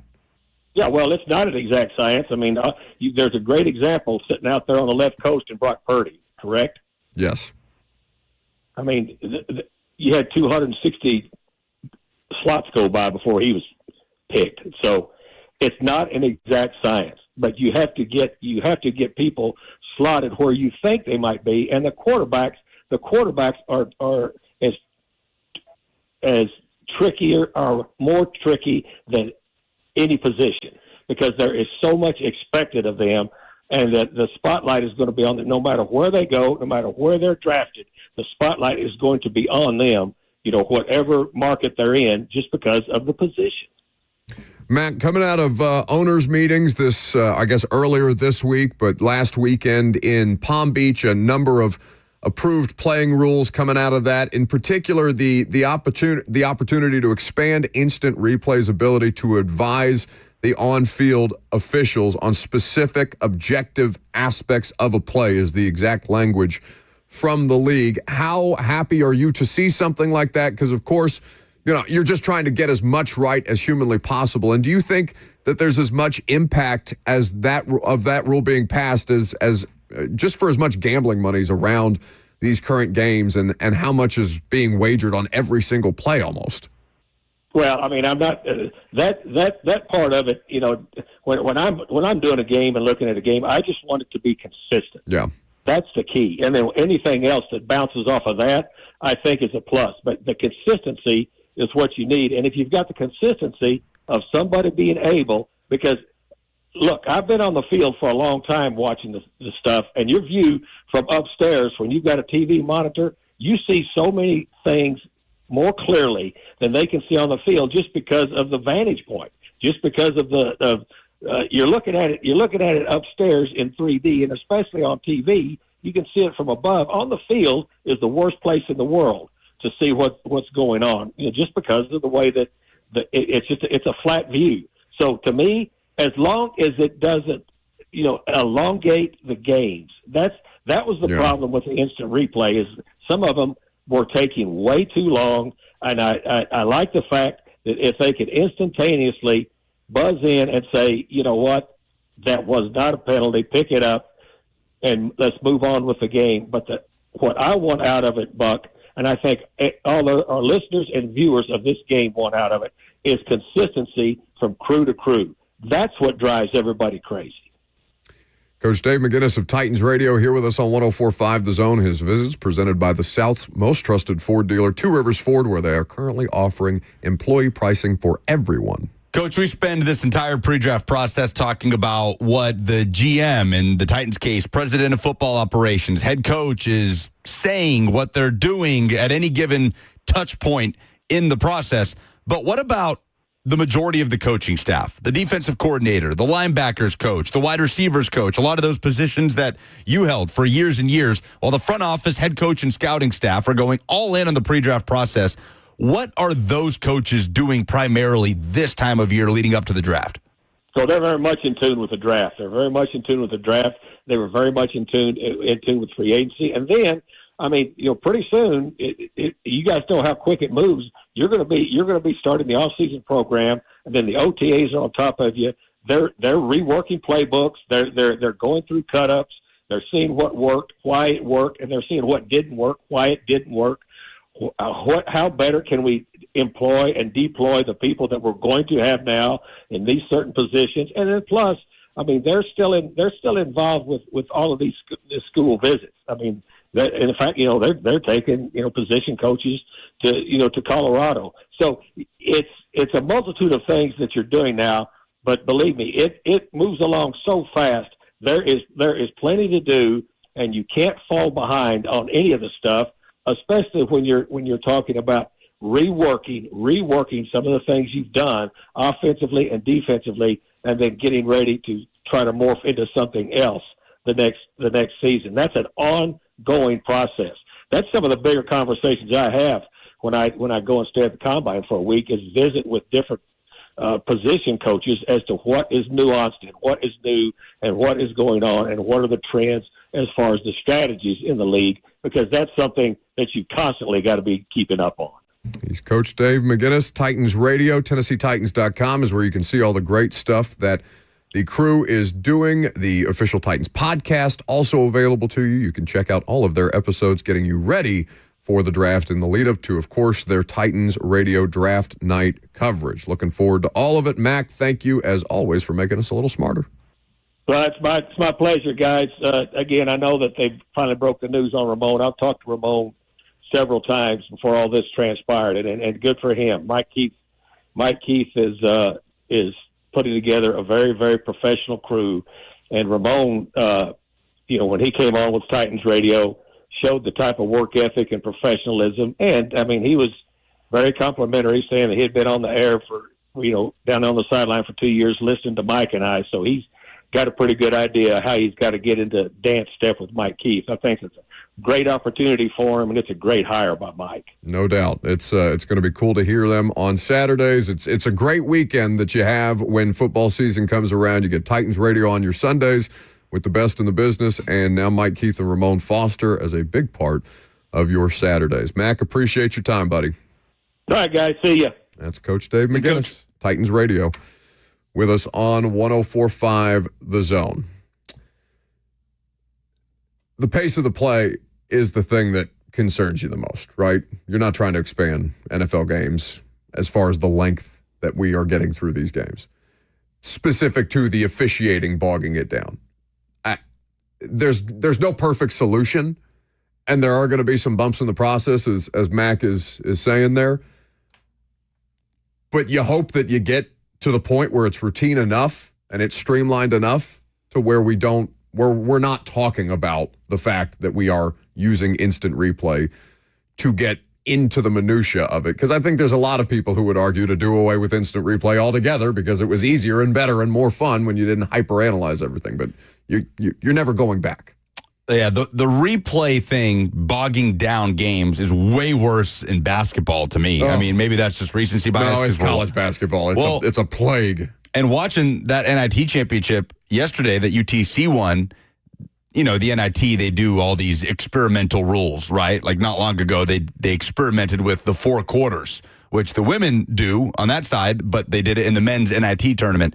This year, they experimented with a rule that I didn't realize until watching that game yesterday. In the last 2 minutes of a game, if the ball goes out of bounds and it's a questionable, who did it go off of? The referee makes a call. It can only be reviewed if a head coach appeals it, challenges it, essentially. Yeah. And they have to have timeouts in order to do so. There was a sequence late in that game where the ball went out of play, and it was called UTC ball, so it didn't matter. But if it was called UC Irvine ball, Chattanooga was out of timeouts, and it was off UC Irvine, but they would have had no way to reverse that for it to be the correct call. And because it's the NIT, people aren't going to make a big stink about it. But I was watching that thinking, I kind of hate that. Like, just for the sake of saving, 60 seconds, we're going to have these pivotal moments potentially be wrong because a team doesn't have timeouts and they can't appeal it or challenge it.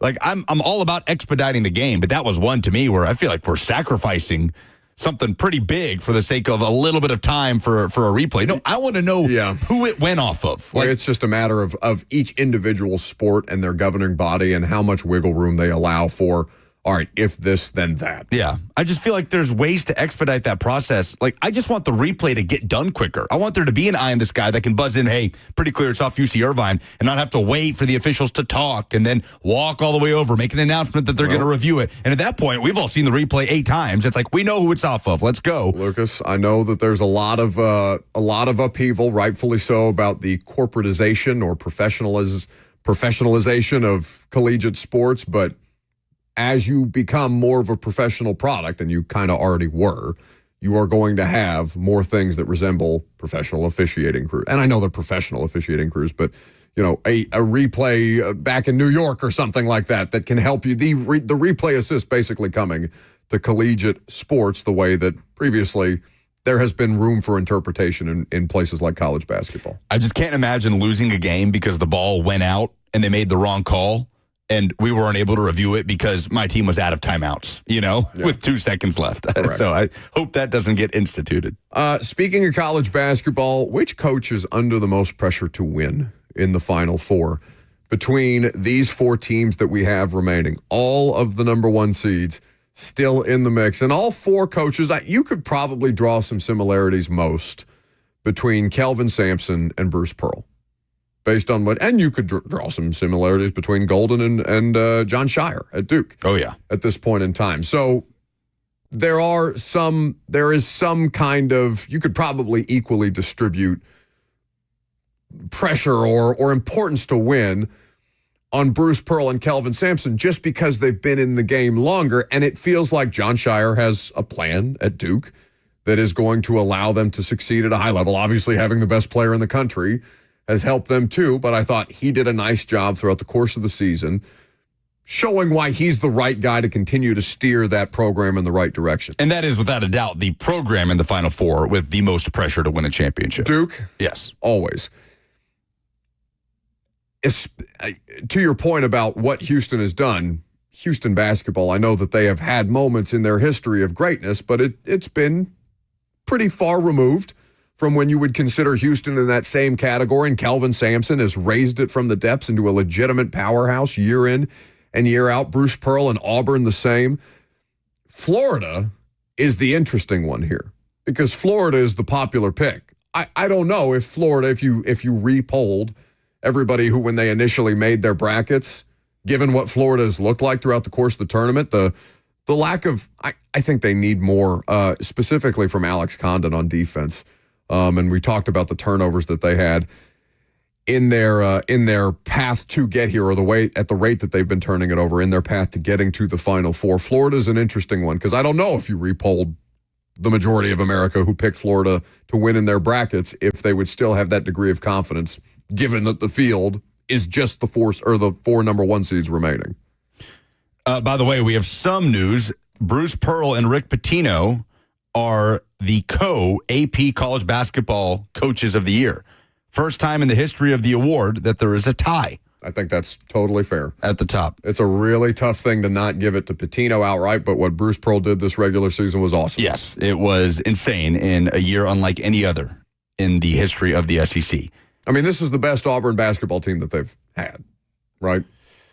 Yes, I think Janai Broom is the best player that they've had. It's the deepest team that they've had. I mean, that team that made the Final Four in I think it was the 2018-19 season, if I'm not mistaken, could just blitz you. I mean, they were just unstoppable, and they got out on the run.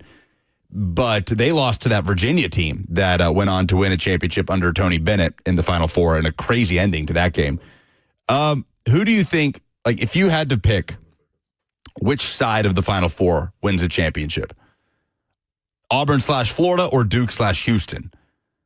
Basically SEC or the field. Yeah, SEC or the field. Because if Duke beats Houston, they'll be walking into Monday to face an SEC team, the last SEC team standing, after walking away the winner of a knockdown, drag-out fist fight. Like, they're going to be beat up. Why don't we talk about this at noon? Because apparently we've got some really good stuff to give away for Friday Fire. What do you have back there? I don't know if we're going to give anything away. I think I might just take these tickets for myself. What do you have? What are you trying to hoard? It would be a two pair of tickets to see Jay Leno and special guest Arsenio Hall at the Ryman April 12th. I don't know if I want people to have those. I don't think I do either. They got to have a pretty good Friday Fire submission. Do we have a choice? I mean, you really got to wow us. None of this, like, by default, all right, you had a Friday Fire, so you get the tickets. I want some really good submissions if we're going to give you Jay Leno and Arsenio Hall at the Ryman on April the 12th. 615-737-1045 is the number. The way that you play the game is you just give us your moment of positivity, the thing in your professional, personal, or sports life that made you feel good. Your Friday Fire for the opportunity to win those tickets coming up next.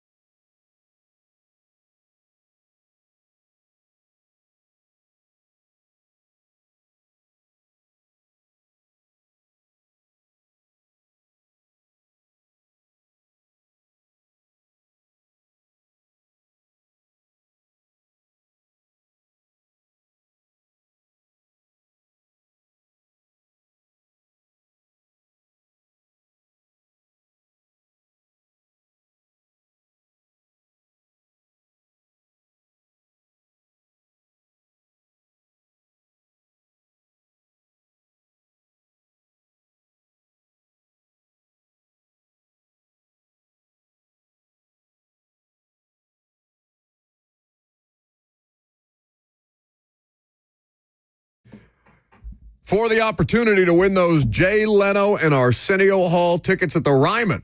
April the 12th. Give us your Friday Fire, 615-737-1045, and they better be good.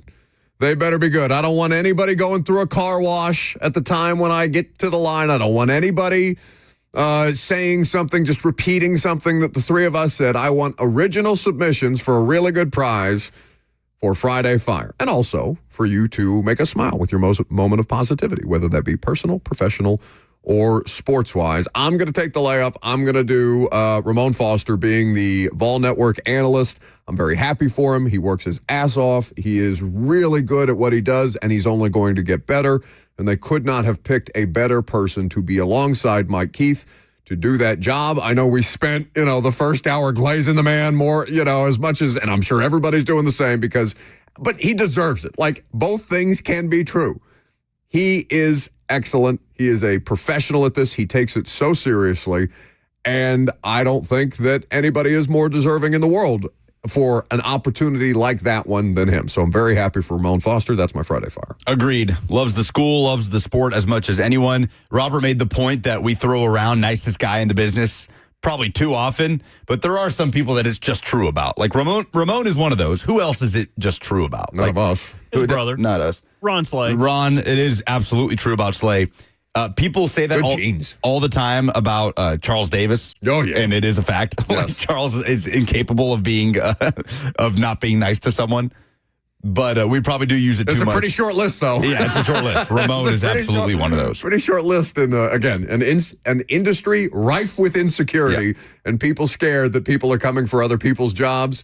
Those guys, and there are gals out there that way. Laura Oakman, also at Fox, one of the just singularly best human beings on the planet. Absolutely. So we're very happy for Ramon that way. What's your Friday Fire? Warmed my heart when I saw that yesterday. Some records are just thought to be unbroken. Wayne Gretzky's career goals record in the NHL was absolutely one of those, of 894 goals. You mean unbreakable? Unbroken is a word. Yes, but not in the correct context that you used it. But proceed. Damn. You're right. Supposed to be positive, Buck. Unbroken. Good movie. I was helping him. That was constructive. I wasn't mean about that. Wasn't that Hillary Duff Some song? records are thought to be unbreakable. Wayne Gretzky's career goals record in the NHL, absolutely one of those, of 894 goals. It's my tone that makes me sound like I'm not helping. Alexander Ovechkin is now 3 goals away from breaking the Great One's career record. At the age of 39, he got one in the loss to the Hurricanes the other day. He is 2 away from tying it. He is 3 away from breaking it. ESPN has been all in on the Ovechkin record watch with every single Capitals game, and for good reason. You can oftentimes see it with the graphic on how many goals he's got to go with whoever they're playing. They host the last place Blackhawks today at 6. How cool would it be to see a hat trick by Alexander Ovechkin to break Wayne Gretzky's record against the worst team in the NHL? Either way, that is my Friday Fire because it's just one of those records that was thought to be impossible to break. And he is on the doorstep. I mean, he's going to do it. As we near the end of the regular season, Capitals obviously will be in the playoffs. So he will have more than enough time, not just to break the record, but to surge past 900 career goals, which is absurd. So that's my Friday Fire. Hell yeah. Oh, it's to me. I don't even want to give one because I can't win the tickets. I'm ticked off about that. But my Friday Fire is... Be positive. Yeah, you're right. Generally, I dislike reboots. Generally, I'm against retreads. Let's have some new ideas, but that's not the way the movie industry is built anymore. We no longer do we get comedies like Step Brothers or Bridesmaids or anything of that ilk. Everything now is a former existing IP that they're branching off of. Oh, people know this. Let's make a new movie. Generally, I would hate this, but when I saw yesterday that The Naked Gun was getting a reboot, I got a little tingle in my toes. I got a little excited. We get Liam Neeson playing Leslie Nielsen's son from the original Naked Gun. In the trailer, there's an OJ joke.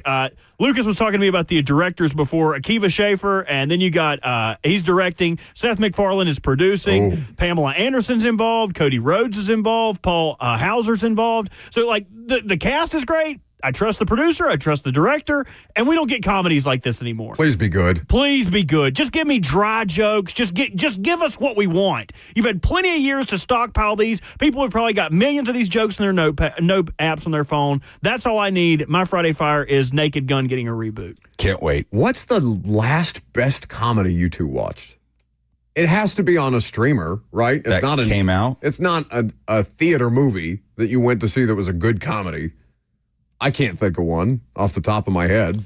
Oh, I definitely have one, but yeah, I'm struggling to think of one. Not a lot of great comedies are coming out in theaters these days. I have high hopes for this one, man. Akiva Schaffer of The Lonely Island directing, like Robert said, gives me really high hopes. And then, of course, the Seth MacFarlane influence. The trailer is good. The trailer looks fantastic. Liam Neeson, perfect casting for the son of Leslie Nielsen's character, right? Perfect casting. Because Leslie Nielsen was like a serious actor before he got this role. That's why it was so funny, because you get drawn in him talking, and you do think it's like a film noir-esque moment. Well, and at then some he point, says, "Don't call me Shirley." Yeah, but at some point we need Liam Neeson to make the pivot. Like, he can't be an action star anymore. He's like 70. Like, he has to be able to make the pivot at some point in his career. I can't keep believing that Liam Neeson is going to find you and kill you if you go through the whole Taken 5 or whatever. I think they ended up making 3 of those, right? They were terrible. I don't know. If you can believe the old man in Gran Torino can kill somebody, then I believe you can you can believe that Liam Neeson could pull it off. Get off my lawn. Yeah, that's all you need to say. So racist, that movie. Oof.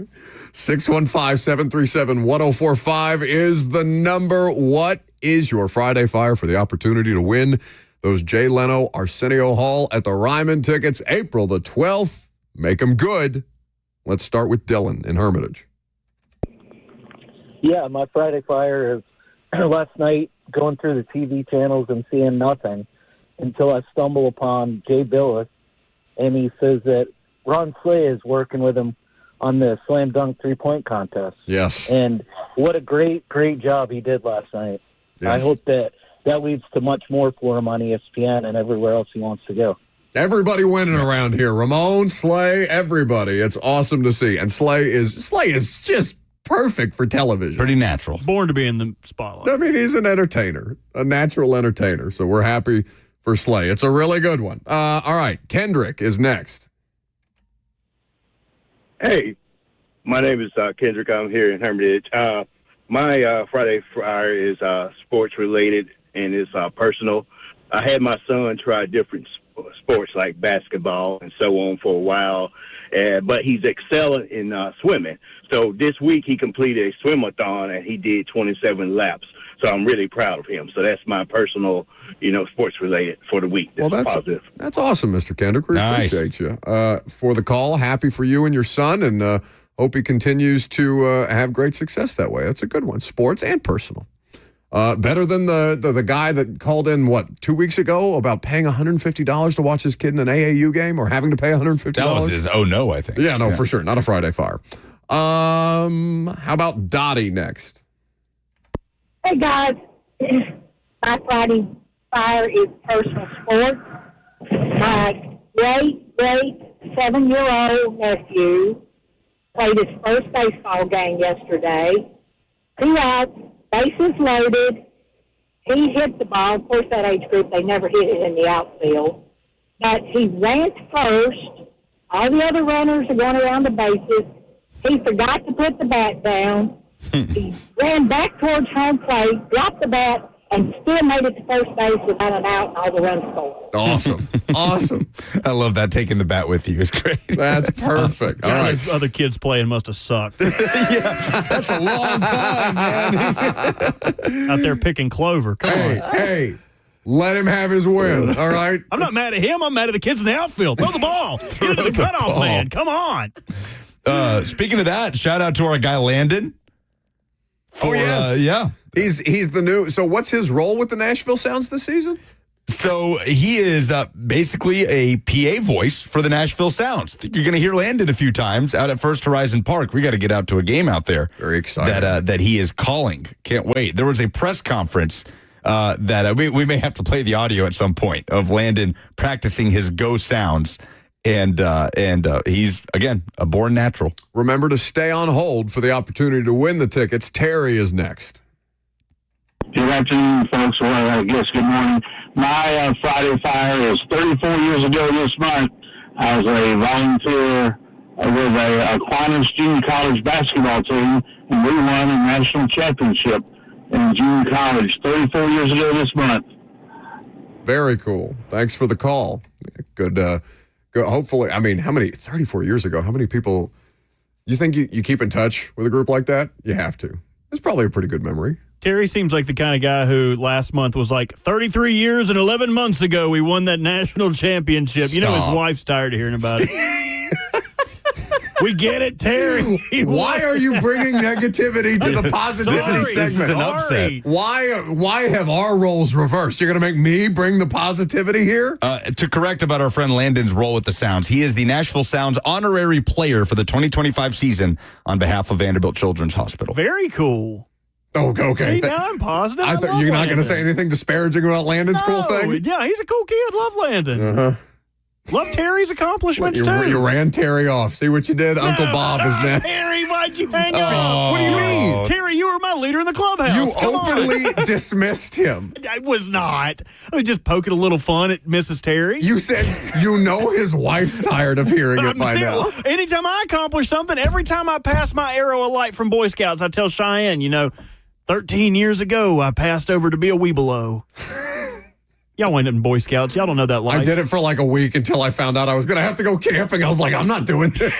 Buck's like, you want me to camp and sell your popcorn? I'm not some popcorn peddler. What do you mean? No, absolutely not. Earn merit badges. Get the hell out of here. Uncle Bob is the last submission. Hey, thanks for taking a call. You guys are hilarious. I appreciate it. What was that? I lost my train of thought. The thing of the day, it's Ramon. You guys were thing of the day. Your vote doesn't count. You work for the company. So my perk of the day thing is Ramon. Yeah. I spoke with him this morning, and what a great guy. So I'll cast my vote for that, and I appreciate you. It's a good one. Go Vols. It is. All right, so Uncle Bob has Ramon, Dylan has Slay, and Dottie has her nephew's baseball success. I think it's Dottie. I think so, I got to too. go with Dottie. Yeah, I love the image of him running to first with the bat in hand and then having to go return it to home plate. It's perfect. So congratulations to Dottie. She's going to go see Jay Leno and Arsenio Hall at the Ryman on April the 12th. Bert will be back in contact. Hopefully he will be less dismissive with Dottie than he was with Terry, and he will give you those tickets. I love Dottie. Mm-hmm. I don't know about the kids playing on that team, but Dottie's great. Coming up next, the most compelling championship matchup. Lucas posed an interesting question. Would you take the SEC or the field as it relates to the national championship? I'm Buck Risings, 104.5 The Zone.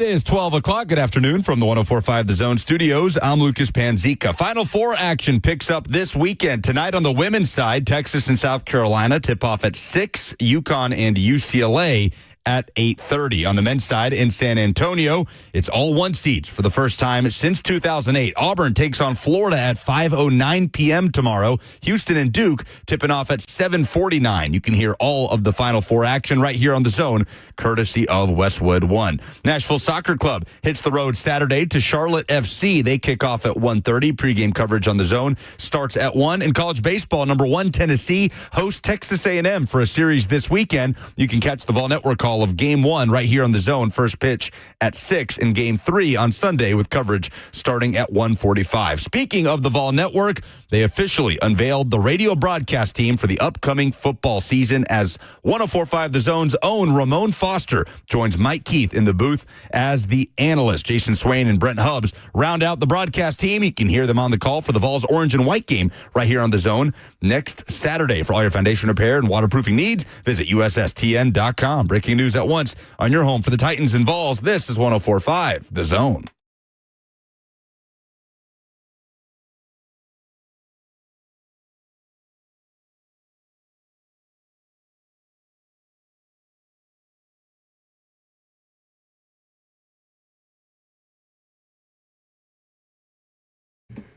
Final hour is upon us on this Friday, and here's what I'm going to need you to do, okay? We ask you guys for a lot, and you always come through. And today, what we are going to do at 12:20 is we're going to have someone on from Selmer, Tennessee, because we had a tremendous amount of severe weather and tornado activity here in Middle Tennessee, and Selmer is one of the places that was particularly affected, and we're going to try and help raise some money for the people who lost family members, for people who lost homes, for people who were devastated by this, because we did it in 2020. People helped the city of Nashville and Mount Juliet and East and everywhere else that was impacted. You guys know how awful these things are, and it's unfortunately a part of our kind of annual existence in this part of the country. So at 12:20, we're looking forward to having him on and letting him tell you guys how you can help us do some good today. And we would really appreciate your participation that way. In the meantime, we've got the Final Four ahead, and we've got the men's and women's that people are going to keep a close eye on. But for the purposes of the men's bracket and the 4 number 1 seeds remaining, would you take the SEC or the field? You've got Florida and Auburn on the one side. You've got Duke and Houston on the other. All 4 highly competitive teams, for different reasons, can beat you in a variety of different ways, all very well coached, and all will be, no matter who wins the national championship, as we started the show with, any one of these 4 teams and any combination of 2 teams in the final will be a great basketball game. And the champion this year, there will be no doubt that you earned it, even if the bracket was totally chalk. Because as Lucas pointed out in the SEC observations earlier in the show, these are some of the best college basketball teams we've seen, not just the best basketball teams this year in the sport. By the metrics, they are some of the most impressive college basketball teams assembled. I think that my preference would be to go with the SEC. And then I would very quickly, even as somebody who didn't go to an SEC school or has no real affiliation with the SEC, other than I'm in this part of the country and SEC sports are the best, they're the better basketball teams to me. Even though Florida probably looks the most vulnerable lately, right? Yeah, they're the ones that have, I'd say, escaped the most in this tournament, turning the ball over, digging out of holes. But still, that is a very formidable basketball team right now. The most common pick to win the national championship, and for good reason. But they've definitely they've gotten away with a couple games in this tournament. And listen, you make your own luck to some extent, right? And Florida's good enough to make their own luck. They just haven't been the best version of themselves. And so that's the kind of thing that I think we're looking at, but it's why I would take either Florida or Auburn with conviction, even understanding the best player in the sport is on the other side of the bracket there. I don't know how that Duke-Houston matchup or who that Duke-Houston matchup favors the most when it comes down to it. Duke obviously has the higher talent ceiling.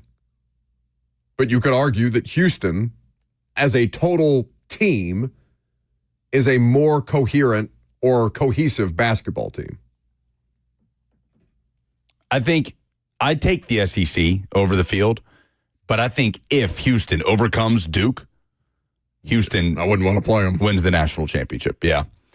And then you're talking about a Duke team that will have to walk into a Monday night national championship game against either Florida or Auburn, either the SEC regular season champion or SEC tournament champion, after the fist fight that is playing the Houston Cougars on Saturday night. So if Duke wins, I think the SEC team wins the national championship if Duke beats Houston. If Houston beats Duke, I think Kelvin Sampson is so overdue for a ring, and he gets it with this Houston team. And I also win my bracket pool and I win some money. There it is. The real honesty behind your backing of Houston. So you feel good about this Houston team. And listen, the way that they've gotten here, SIU, Edwardsville, not any kind of huge competition, right? That's they handled business as expected, and that was a lopsided result. Gonzaga gave them a game, 81-76. Purdue gave them a game, but they were ultimately able to outlast. And then Tennessee, who I think, I don't know, did the Kentucky game feel like the peak? Did that feel like they were kind of like that was their Super Bowl a little bit because of the Kentucky regular season narrative, because of the emphasis put on that rivalry, as there always is, but the specific level of importance of that game to that rivalry. It's not like, Tennessee just didn't play their best game, and Houston was more efficient. Tennessee clawed back into it in the second half or tried their best to, but what was it, like 15 points at half or something outrageous? 15 points at half, the lowest first half total by a top two seed in the history of the NCAA tournament, or at least since seeding started in 1979. That's the fewest first half points by any team in the Elite Eight since 1979. That has been a common thing to say after that game, is that Tennessee just had too much of an emotional high after beating Kentucky, and they started slow. And I get it. That's a very easy comparison to draw after watching the way it went out, way it happened. But Houston's also just an elite basketball team, an elite defensive team that just smothered Tennessee, and they didn't have some open shots go down. Maybe there was an element of that, because you could make a really good argument for that Sweet 16 win over Kentucky being the most satisfying win in program history. You could make an argument for it being the biggest win in program history, right? It got you to the Elite Eight, which is the furthest you've ever been. It was the first ever meeting in the NCAA tournament against your most hated rival, the Kentucky Wildcats. I'm very hard pressed to go back and think of any singular game that held that much importance for Tennessee's fan base and its players. The SEC tournament championship a few years ago, I wouldn't say that holds a candle to beating Kentucky for a spot in the Elite Eight for a back-to-back season. But I don't know that it was that Tennessee emotionally, mentally wasn't prepared as much as it was Houston just punched them in the mouth over and over. Houston's just a better basketball team. They're a supermax version of what Tennessee is. And Houston is the right team to be in the Final Four. All four of these teams are. That Duke-Houston matchup is they're both interesting, right? Especially when you're talking about the caliber of teams that you're still working with. But, Houston's going to have to bully Duke. They're going to have to be, and that's a part of their game, no matter what, the physicality that they bring. But they're going to have to take Duke out of rhythm, and that's no small task, as we've seen throughout the course of this. With or without Cooper Flagg, they found ways to play high-level basketball. They're going to be favored for a reason. I wonder, what's the best combination? What's the most compelling championship matchup that we could get out of this? Because Duke is always going to be compelling, right? Big program, high expectations year in, year out. John Shire carrying the mantle for Coach K. So it's probably Duke more than it is Houston, even though Houston would be an awesome story, an awesome change of pace. The numbers are with Duke. Well, I know if Auburn beats Florida, we're going to get a rematch in the championship no matter what. Auburn beat one of the 4 teams to have beaten Houston this year in the non-conference slate. Auburn went to Cameron Indoor and lost to Duke in the non-conference. So either way, we would have a rematch there. But yeah, it's a good question. I don't know what that'll be. It'd be a good question for Casey. We'll have Belmont. I think it's Duke and Auburn. Duke and Auburn. Bruce Pearl in a rematch versus John Shire in the mega program. We'll have Casey Alexander on the show Monday, Belmont head coach. He's at the Final Four, so he'll get to recap the games and preview the national championship. In terms of that Houston-Duke matchup, I wonder how much of it comes down to the success around Cooper Flagg, because I think Houston can go toe-to-toe with Cooper Flagg. Like, I'd be surprised if Duke won this game because it's just a Cooper Flagg takeover. I think Duke wins this game because Tyrese Proctor and the guys around him are buzzing around and hitting shots with the attention Houston's going to have to devote to defending Flagg, which they are fully capable of doing, as well as you can against a player of Cooper Flagg's caliber, where the ankle injury hasn't even been a factor for him in this tournament. And that's who Houston is, right? Physicality and experience. And that, at the end of the day, is what we talk about carrying you or having the opportunity to carry you the furthest in the NCAA tournament. That's what gave Tennessee, I think, as good a chance as it's had for a Final Four appearance based on the physicality and the experience on that team. It just ultimately came up short, as so many people do throughout the course of the NCAA tournament. 615-737-1045 is the number. If you want to jump in, we can take your phone calls on the Final Four. What's the most compelling Final Four matchup to you? We are also going to have Dylan Henderson on from McNary County to talk about the damage and devastation that took place there. We're asking you guys to help us raise a little money after that F3 tornado went through their community, and we're going to give you some resources to be able to do that as we help try and uplift some people who are impacted by those awful storms throughout the course of this week. I'm Buck Rising. It's 104.5 The Zone.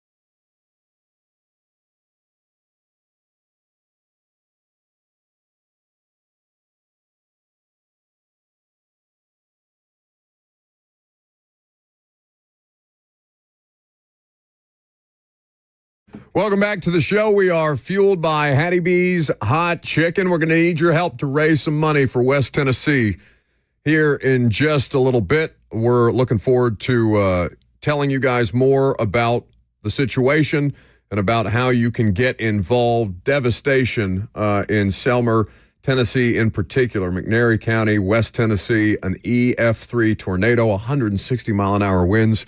So we are going to get into that here in just a second. The news that has just come out here within the last hour is Ja Morant. And I mentioned Ja Morant earlier. I just happened to be watching TNT last night. Haven't watched a ton of the Grizzlies, but we got some time here in the offseason, so I threw on that Grizzlies Heat game last night. Ja at the buzzer.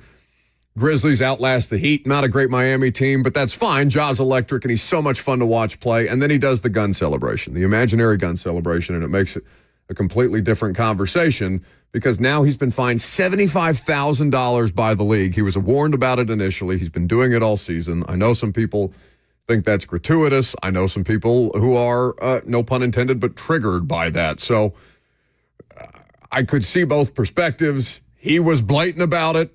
The league told him not to. I don't know how you can argue against it, even as I think some of the cracking down on the celebrations is unfortunate. But $75K, that's no... They're hitting him in the chest. And obviously they're doing that in the NFL, right?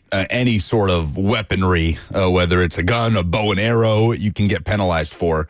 There was one instance last year, I think it was South Carolina, Dylan Stewart, the star freshman pass rusher, sacked, I can't remember what quarterback, and didn't just do a gun celebration, he unloaded the clip on some dude. Yeah. It was about 50 rounds, and there was no flag. So yes, that is becoming more and more prevalent. So we can get back to the sports side of things, but obviously we're a local show, and while West Tennessee is not necessarily something or that we cover on a regular basis, the devastation there is so awful, and we deal with tornado season in the southeast on a regular basis. Selmer, Tennessee in particular is one of the areas that was affected by this EF3 tornado that rolled through there earlier in the week, 160-mile-an-hour winds, and we're trying to help raise some money for McNary County in particular. Dylan Henderson joins us now on 104.5 The Zone to kind of share some of the experiences there. Dylan, thank you for jumping on and hope, understanding that things have been awful there for you guys in the last couple of days. I hope that you and yours are well. Thank you for asking about us. Yeah, man, it's been a roller coaster the past few days. So I guess to the extent of the devastation, as well as you can describe it for the audience, what has been the experience for you guys? Obviously, Nashville and Middle Tennessee experienced those tornadoes back in 2020, and the devastation is still being recovered from. But as best as you can relate, what has happened to your community? So I'd say it come through early the other morning. Man, it's hit a lot of lower income housing. It's it's really put people out of place, man. We just went out and talked to some people, seeing what people needed, and we have no running water. There's no way for people to stay clean, charge their phones. The electric department's doing a great job getting stuff back up and going, but everybody's just so displaced at this time.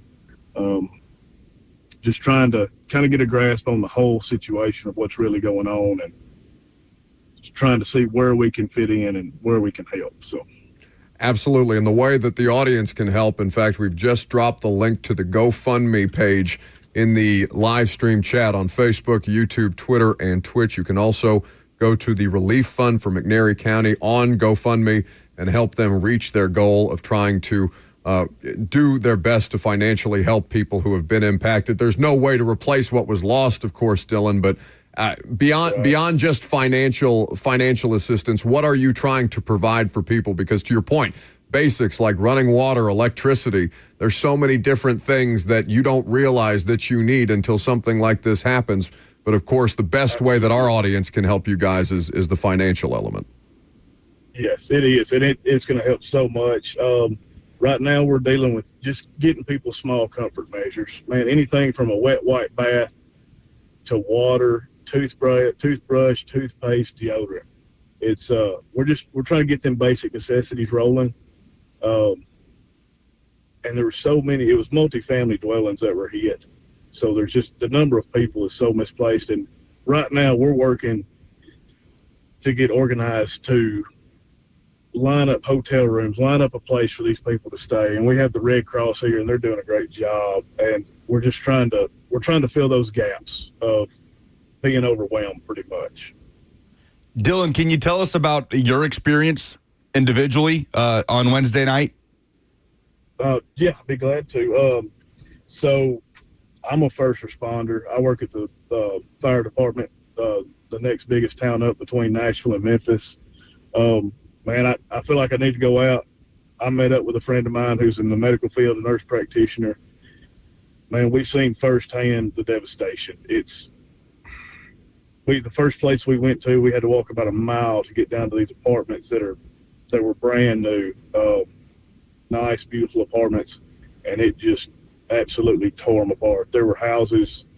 It basically took everything in those apartments and spread them to the tree lines. There's trees lining each side of the apartment, and it is just full of debris and clothes and everyday things, that you walk past in your house 100 times are just gone.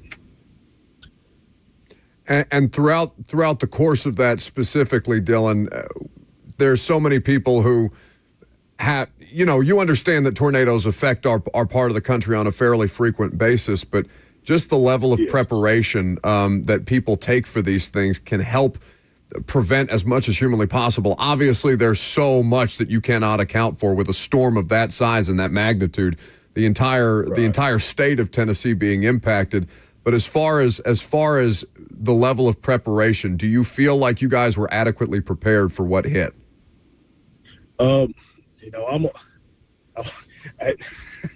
Hindsight's 20/20. At this point, I'm gonna say no. Yeah. I'm gonna say what we weren't prepared for has been made up with this community coming together. And man, I just walked through the building, the Agri Center here, where it's kind of a distribution center right now. Man, there's probably 200 people here, and they're toting boxes, they're sorting clothes, they're just preparing it for people to come in. And we know we're going to get overwhelmed with people dropping stuff off, and it's overwhelming on many aspects with the events that happen. They never happen to you, and here we are, and we're just trying to make the best of what we can. So. Dylan Henderson here with us on 104.5 The Zone. We're helping raise money, and he is helping that community, he and so many others, to try and rebound after a devastating tornado tore through McNary County. You can go to the GoFundMe page, Relief Fund for McNary County, and we will make sure to put out the links on social media as well as we try and help these families financially recoup. Yeah, I see that the goal on the GoFundMe here, Dylan, is $22,000. What has the early response been just around the state of Tennessee from neighboring communities that maybe weren't as affected but have jumped in to help? So, man, we have met people from Mississippi. We're right on the border of Mississippi. Man, we've had just people coming up, hey, point me, tell me where to go. And that's been the greatest help. Right now we're trying to get people out and about, and we're finding who needs what and where it's needed and how much. And those people that are showing up in personal vehicles, it's very overwhelming that people are showing up out of Hardeman County, out of Hardin County, out of Mississippi, anywhere, man. It's because it's not just us it's affected.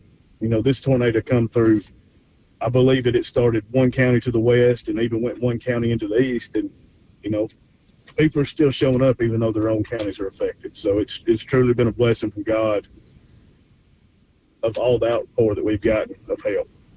Well, Dylan, again, we are incredibly sorry for your community's loss, and obviously anything that we can do to continue to help you guys. But the thing that we can do in the immediate, the Relief Fund for McNary County on GoFundMe.com is where you can go. If you're live streaming the show today, the link is in the chat for you guys to be able to help whatever you can.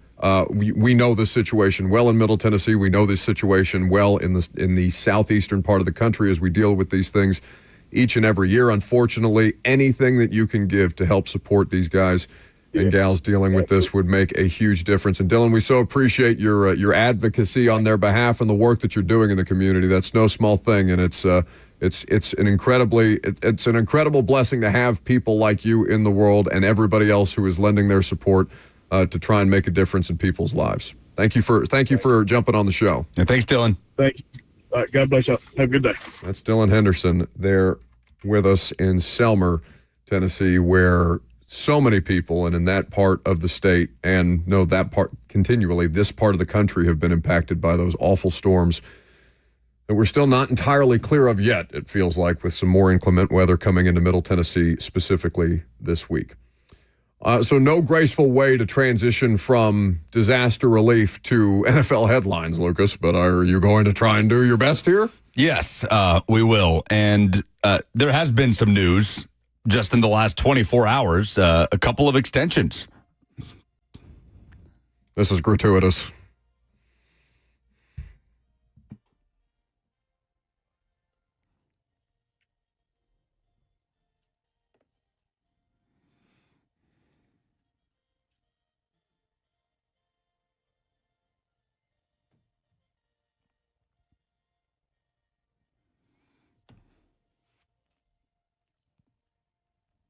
Why is that? Is it not rights free?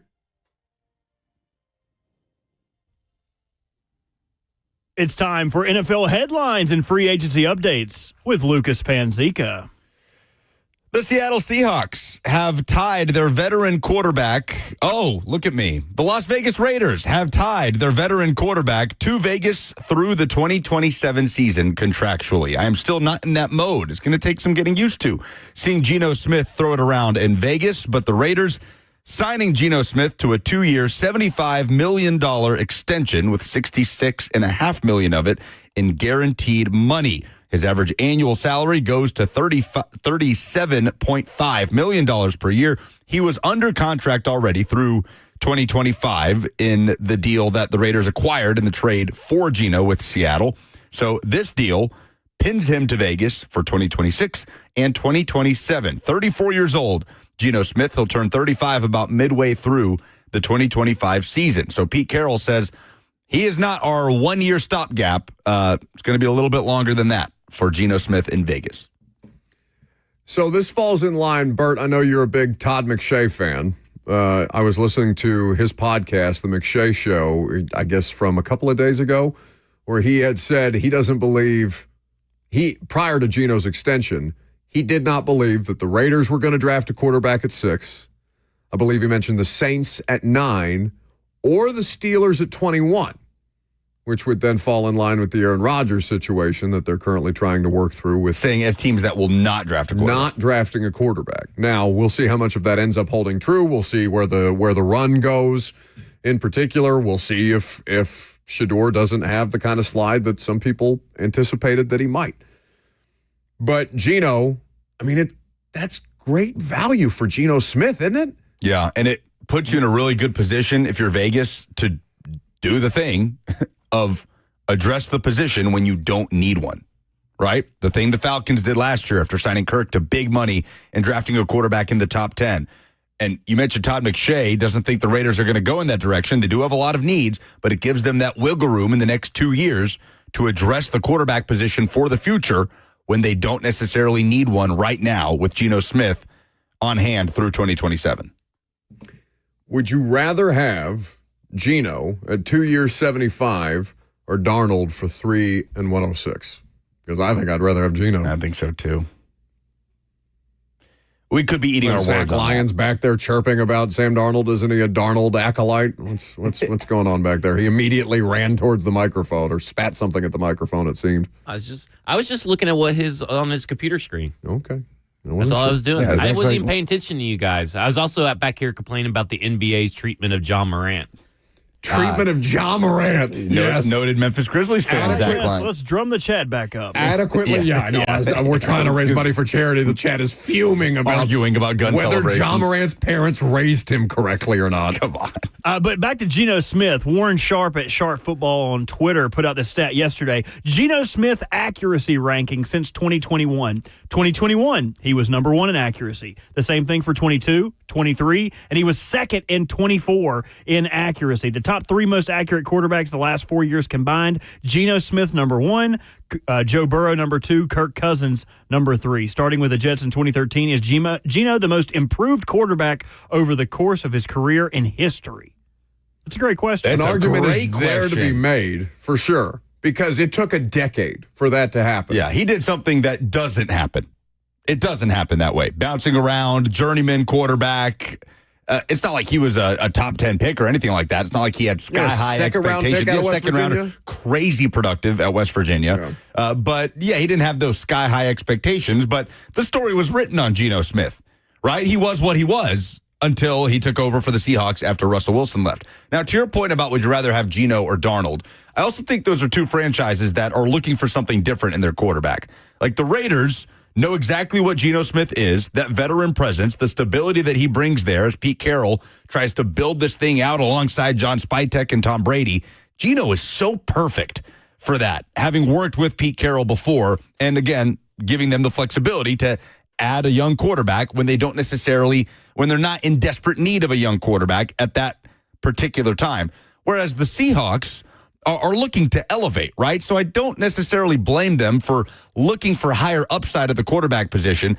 I am skeptical. I'm wary because I think Sam Darnold's situation worsens. His offensive line situation absolutely worsens. And he goes to Seattle right after they offload Tyler Lockett and DK Metcalf. So who he'll be throwing to outside of Jackson Smith and Jigba kind of remains to be seen. But I kind of understand because Geno is the more stable quarterback. He's the more trustworthy quarterback right now over Darnold, no question. Darnold has a higher upside. Like Darnold can reach, dude's 28 years old. He has the potential to reach heights that Geno doesn't at this point in his career where he is. If Darnold is still ascending, you're making the face because you don't think he is. You don't like Sam Darnold as a player. But the Seahawks gave him that deal because they believe he is an ascending player, right? At 28 years old. If that's the case, then it's going to work out well. Again, potential gets people fired. We say that all the time. We'll see if it does in Seattle. But the Seahawks were just looking for something very different than what the Raiders are looking for. And Geno is perfect for what the Raiders are looking for. Is Darnold perfect for what the Seahawks are looking for? Well, we'll see. He'll have to continue to ascend for that to be the case. I disagree with the premise that Darnold is an upside player just because he's younger, when the best version of Sam Darnold, I don't think has been better or even close to better than the best version of now late model Geno Smith. Like, maybe Sam Darnold can operate at a certain level for longer, and by that you mean upside. But as a quarterback, Geno is considerably better. I think Geno is a better quarterback, yes. But the best case scenario... But like you're assuming that Sam Darnold is going to get better. Well, I think that's what the Seahawks are gambling on. Sure. I think that they are looking for a level of quarterback play that is more cost effective, because that is more cost effective and sustainable with the best possible roster around them than what Geno did last year was overcome the Seahawks roster. Sure. I'm not assuming anything. What I am saying is the best case scenario for Sam Darnold from this point on is better than the best case scenario if Geno Smith is still your quarterback in Seattle. I get what you're saying. That's the direction the Seahawks are going. All right. Whereas the Raiders, they know exactly what they have in Geno Smith as their quarterback. Pete Carroll knows exactly what he has. Former Jets quarterbacks. So, yeah. So, I mean, like Darnold, all the talent profile, there's a reason he was a top 3 pick. So, he was a better prospect than Geno was by a mile. And, for what it's worth, I know the situation's incredibly different. He did something last year that Geno hasn't done at any point, right? Help drive a team to a 14-win season at the quarterback position. I know what he was surrounded by. He's doing it on a worse roster, for sure. Sure. But, he still had to get the ball to Justin Jefferson. But I get what he was surrounded by. I'm just saying the best case scenario for Darnold in Seattle is better than the best case scenario for Geno in Seattle. If he reaches that, remains to be seen. In Seattle, yeah. In Seattle, particularly. How many people, put it this way, if you polled 100 NFL fans and asked them, where would you rank Trey McBride among NFL tight ends? What range would the majority of NFL, just your generic average NFL fan, rank Trey McBride? Do these average NFL fans play fantasy football? If they play fantasy football, if you play fantasy football, then you know this dude is a DAWG dog. And you know that this dude was in a touchdown desert, Sahara, for how many receptions he had without having a touchdown until what, week 17?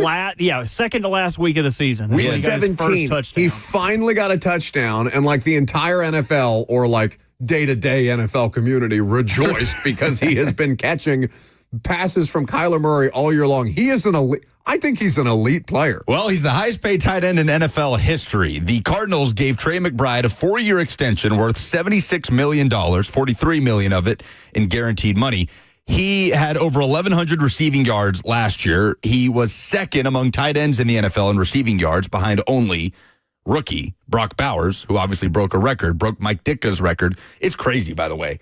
It's crazy, isn't it, that Mike Ditka's record stood for that long? It's insane. With the evolution of the tight end position, some of the freaks. We got fire-breathing dragons all over the place. Gronk, Kittle, Kelsey, all of them. Wild that a record from the 60s by Mike Ditka took until this long to break, and a talent like Brock Bowers to break it. But, yeah, Trey McBride, who had 2 touchdowns last year, but was a demon with over 1,100 receiving yards and 111 receptions. This dude would regularly put up double-digit catch games, and if you're in, I'm going to get really nerdy fantasy for you. If you're in tight end premium leagues where tight end receptions count for 1.5 points instead of 1 point, he would single-handedly win you matchups just by catching 11 balls. So the question about the average NFL fan, I would say the average NFL fan, no. They would not know unless they played against him in fantasy football, and then you would figure it out. I will say I do think he has the best future right now out of the tight ends. With Travis Kelce getting older, George Kittle getting older. He's the next gen. He is the next top player. Yeah. Him, Brock Bowers, and it is just a shame. Dalton Kincaid, do we put him in there? No. Not yet. I don't think so. I think he's a fine tight end, but I think you would put him in that tier 3, tier 4. Guys that can make a difference, but not someone that you would be able to go, oh, yeah, we're going to throw the ball to him, and he's going to win the game for us. The tier that Kyle Pitts was supposed to be in. Yeah. Kyle Pitts. But that's so tough. For what? Why is it tough? He was the 4th overall pick. No, the quarterback stuff. I mean, the number of overthrows and underthrows, Mariota alone, and I love Marcus as a person, but damn, like Mariota to Ritter and Kirk Cousins getting benched, like, I don't think Kyle Pitts has had the opportunity yet. I know Kyler missed some time, and Trey McBride's done this, at a high level for a period of time. Arizona's not the most talked about NFL team. But it's too early for me to be out on Kyle Pitts, given the circumstances. Not out on Kyle Pitts. Hey, I'm just saying he's not in that upper echelon. Sure. How many touchdowns do you think Kyle Pitts has in his career? 4-year career. God, it's crazy. I'm going to say he's already been in for 4. 6. See, I hate when people do that. You ask something and they, from your tone, know it's low, so they intentionally go low and then go lower than the actual number. All the time. I'm going to be smart and say something super low. You goober. You ruin the whole thing. It takes the entire air out of the conversation. I'm going to say 32. I'm going to say 107. I mean, you kind of want to. It's 10. He's had 10 in his career. Like, Jesus. It reminds me of. I'm so happy he gets to do this to somebody else rather than just me. When I was a young radio Robbie doing interviews out in the field, I went to a mattress store who was having a blowout mattress sale. Come down, get your mattresses. And I was doing an on-air interview with him live because we weren't smart enough to record these things. The mattress person? Yes, the mattress king. Okay. He wore a crown and everything for this. No video. It was awesome. A phone interview. And he was like, still wearing the crown.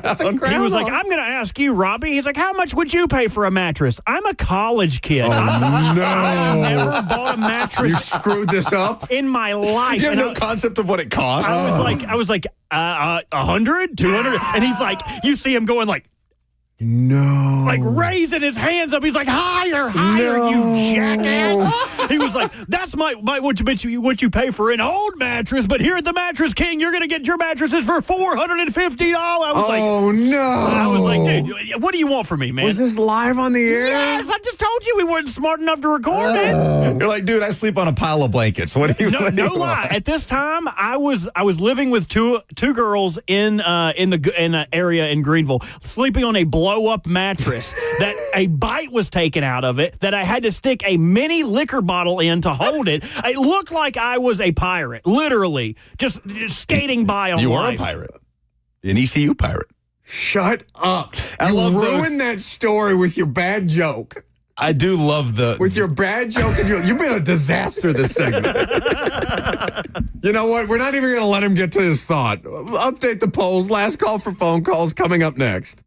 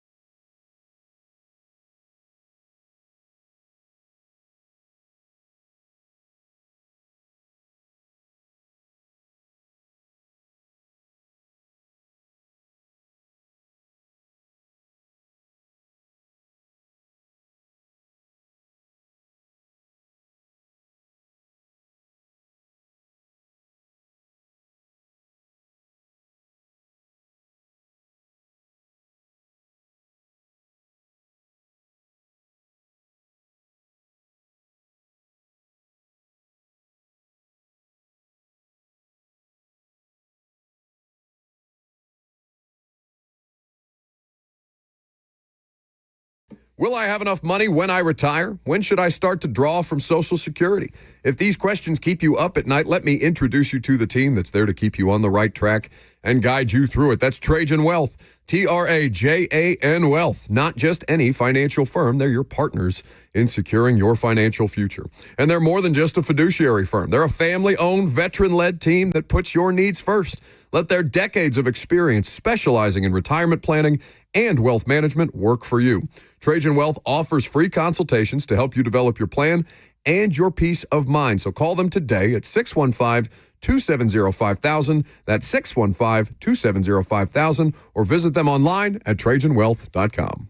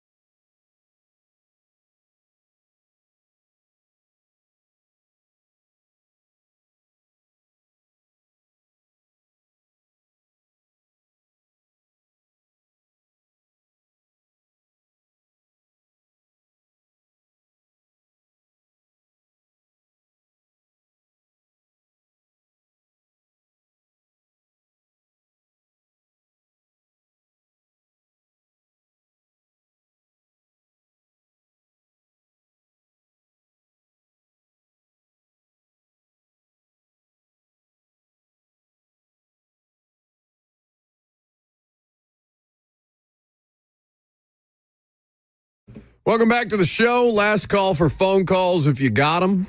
fueled by Hattie B's Hot Chicken, the best hot chicken in the world. 615-737-1045, the number. We got the Final Four in the national championship ahead. Casey Alexander going to be on with us Monday. Belmont men's basketball coach. He's down in San Antonio for the Final Four, and he will be our correspondent on the ground. Looking forward to a great weekend of basketball. Update some polls here in a second. Also, final opportunities to make fun of Lucas's ankle. He's going to a wedding this weekend. He's going to be an atrocity on the dance floor. I don't think I've been to a wedding with you. Yeah, I guess not. I haven't been to one with Robert either. Because very excited to go see Joseph Bonanno marry his lovely fiancée, Alyssa. Bert and I went to Slay's wedding, and we are both creatures of the dance floor. What you need to know about me is I am a consumer.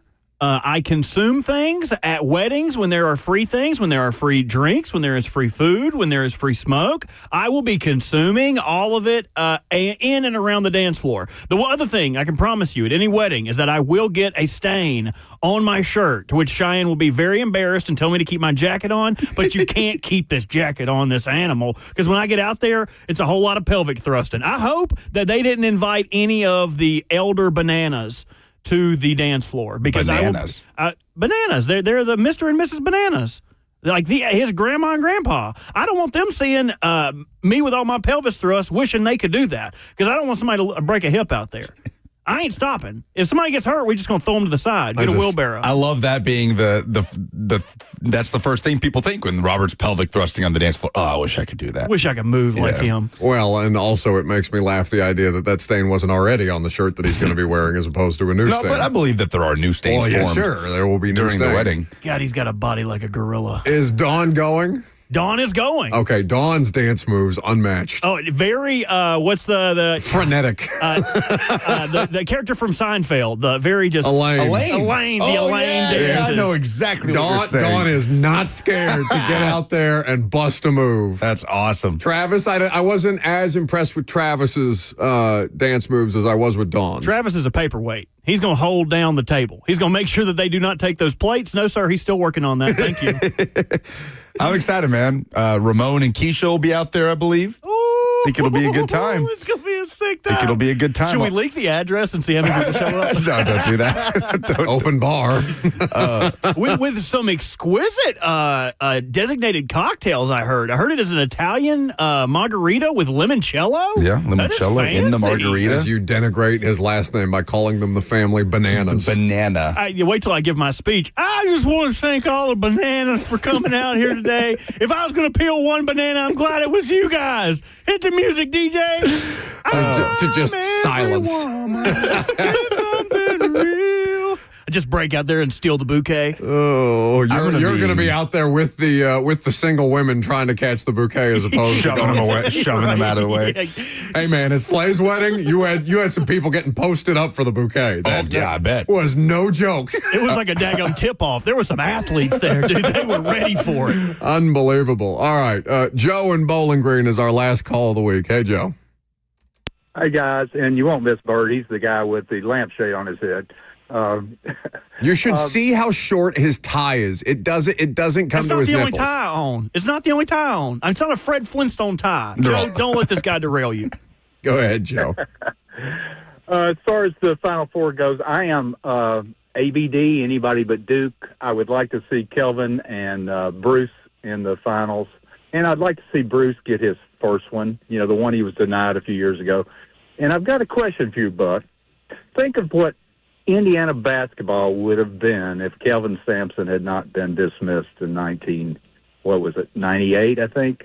Is that correct? No, it was later than that. 2008. Yeah, 2008. It's 17 years with Kelvin Sampson. What in the world would Indiana basketball be like today? Thank you for making me feel great hurt and pain at the end of that call. I appreciate that, Enjoy Joe. your weekend. Yeah. You too, bud. With that one. Sit on it. I love that. Have you ever thought about have I ever thought, I would be an entirely different person. I would be a good human being. I would not. You don't get to blame Indiana basketball for that. Why not? No. Why not? No. They are the worst thing to ever happen to me as far as what what you are bestowed upon. You don't get to pick your sports fandom. It is given to you, okay? But when I say this, I'm the fan police, and I'm trying to tell people how to go about their fanhood. You are the fan police, okay? Oh, come on. We had somebody call in. There are some things in life that are unavoidable. Your siblings, your family, and your sports allegiances at your core, and that has been an anchor around my neck my entire life. 1987, I wasn't even remotely thought of in 1987, much less to get to experience greatness that I know Kelvin Sampson is capable of bringing to basically every college basketball program he's associated with, including mine, except, in 2008, the rules were different, and now I'm still suffering for it. Well, he is a 5.5-point underdog against Duke in the Final Four, and Florida are 2.5-point favorites against Auburn. Have I thought about it? Play these damn polls so I can go home. Yeah.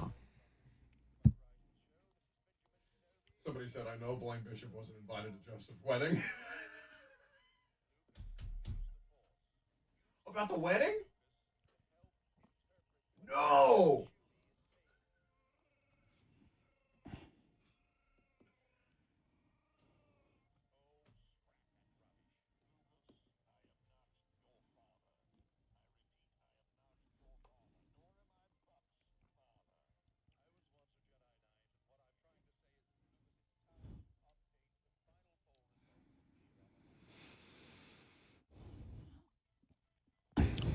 By the way, Colorado's Pro Day is about to get underway, so we'll have a recap of that on Monday with Shedeur Sanders and Travis Hunter. It remains to be seen just how much work Travis Hunter gets in Boulder.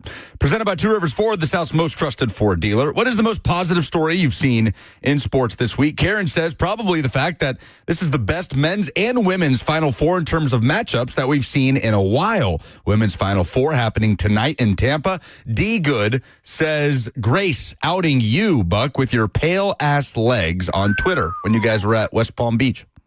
Yeah, I went from Tennessee, where the sun has just recently started to emerge, to Palm Beach. What do you think I'm going to look like? So he's only Egyptian from the neck up, it seems. It would seem. Makes me think it's artificial. A lot of people. No, that's the one thing I think that's actually natural. Although you'd never tell. Which head coach has the most at stake in this Final Four? Also, Grace outing me for being pale. I'm not going to get into to all the things that women do to look like they've been at the beach before they go to the beach. But come on, what are we doing here? 51% believe Bruce Pearl has the most at stake in this Final Four. 28% say Kelvin Sampson. 17% say John Shire. Only 4% say Todd Golden. I think it's Kelvin Sampson. Kelvin Sampson, just because he's the oldest, right? But, I have no doubt that Kelvin Sampson's going to keep doing this. He's not going anywhere. Maybe pressure that he wouldn't get to these heights again. Maybe that would be the pressure. And it's as hard a championship to win as anywhere in professional American sports, I think. What will be the better Final Four matchup? Houston versus Duke or Auburn versus Florida? 65% of the audience think it'll be Auburn-Florida, the SEC matchup. I agree. Who is the most overlooked quarterback in the NFL draft? 33% say it's Will Howard, who just led Ohio State to a national championship. 29% believe it's Kyle McCord, the Syracuse quarterback. 22% say Tyler Shuck. 16% say Dylan Gabriel. Silas is in the reply saying Quinn Ewers is the most overlooked. No. Quinn Ewers is properly looked at and will properly be potentially a day 3 pick, and we can all move on with our lives. Health is the big thing with him, right? I mean, just been incredibly unavailable in the last couple of years. Also, just not been good. Yeah, not that great. Also, not good. Also, I don't think Tyler Shuck is very overlooked. People seem to really like Tyler Shuck. But I keep coming back to the Kyle McCord thing with Coach Mack. I get that there are some traits that aren't there. And Will Howard, to be fair, took Ohio State to heights that Kyle McCord couldn't. And Kyle McCord had Marvin Harrison to throw to. But, man, he was phenomenal for Syracuse last year, breaking records in the ACC. Those are the polls. All right, very good. That's the show. Had a great time. Looking forward to getting back into it next week. We're going to have a lot of fun guests in the lead up to the NFL draft. Everybody wants to talk Titans while they have the number 1 overall pick. And we'll recap the Colorado Showcase with you next. See you.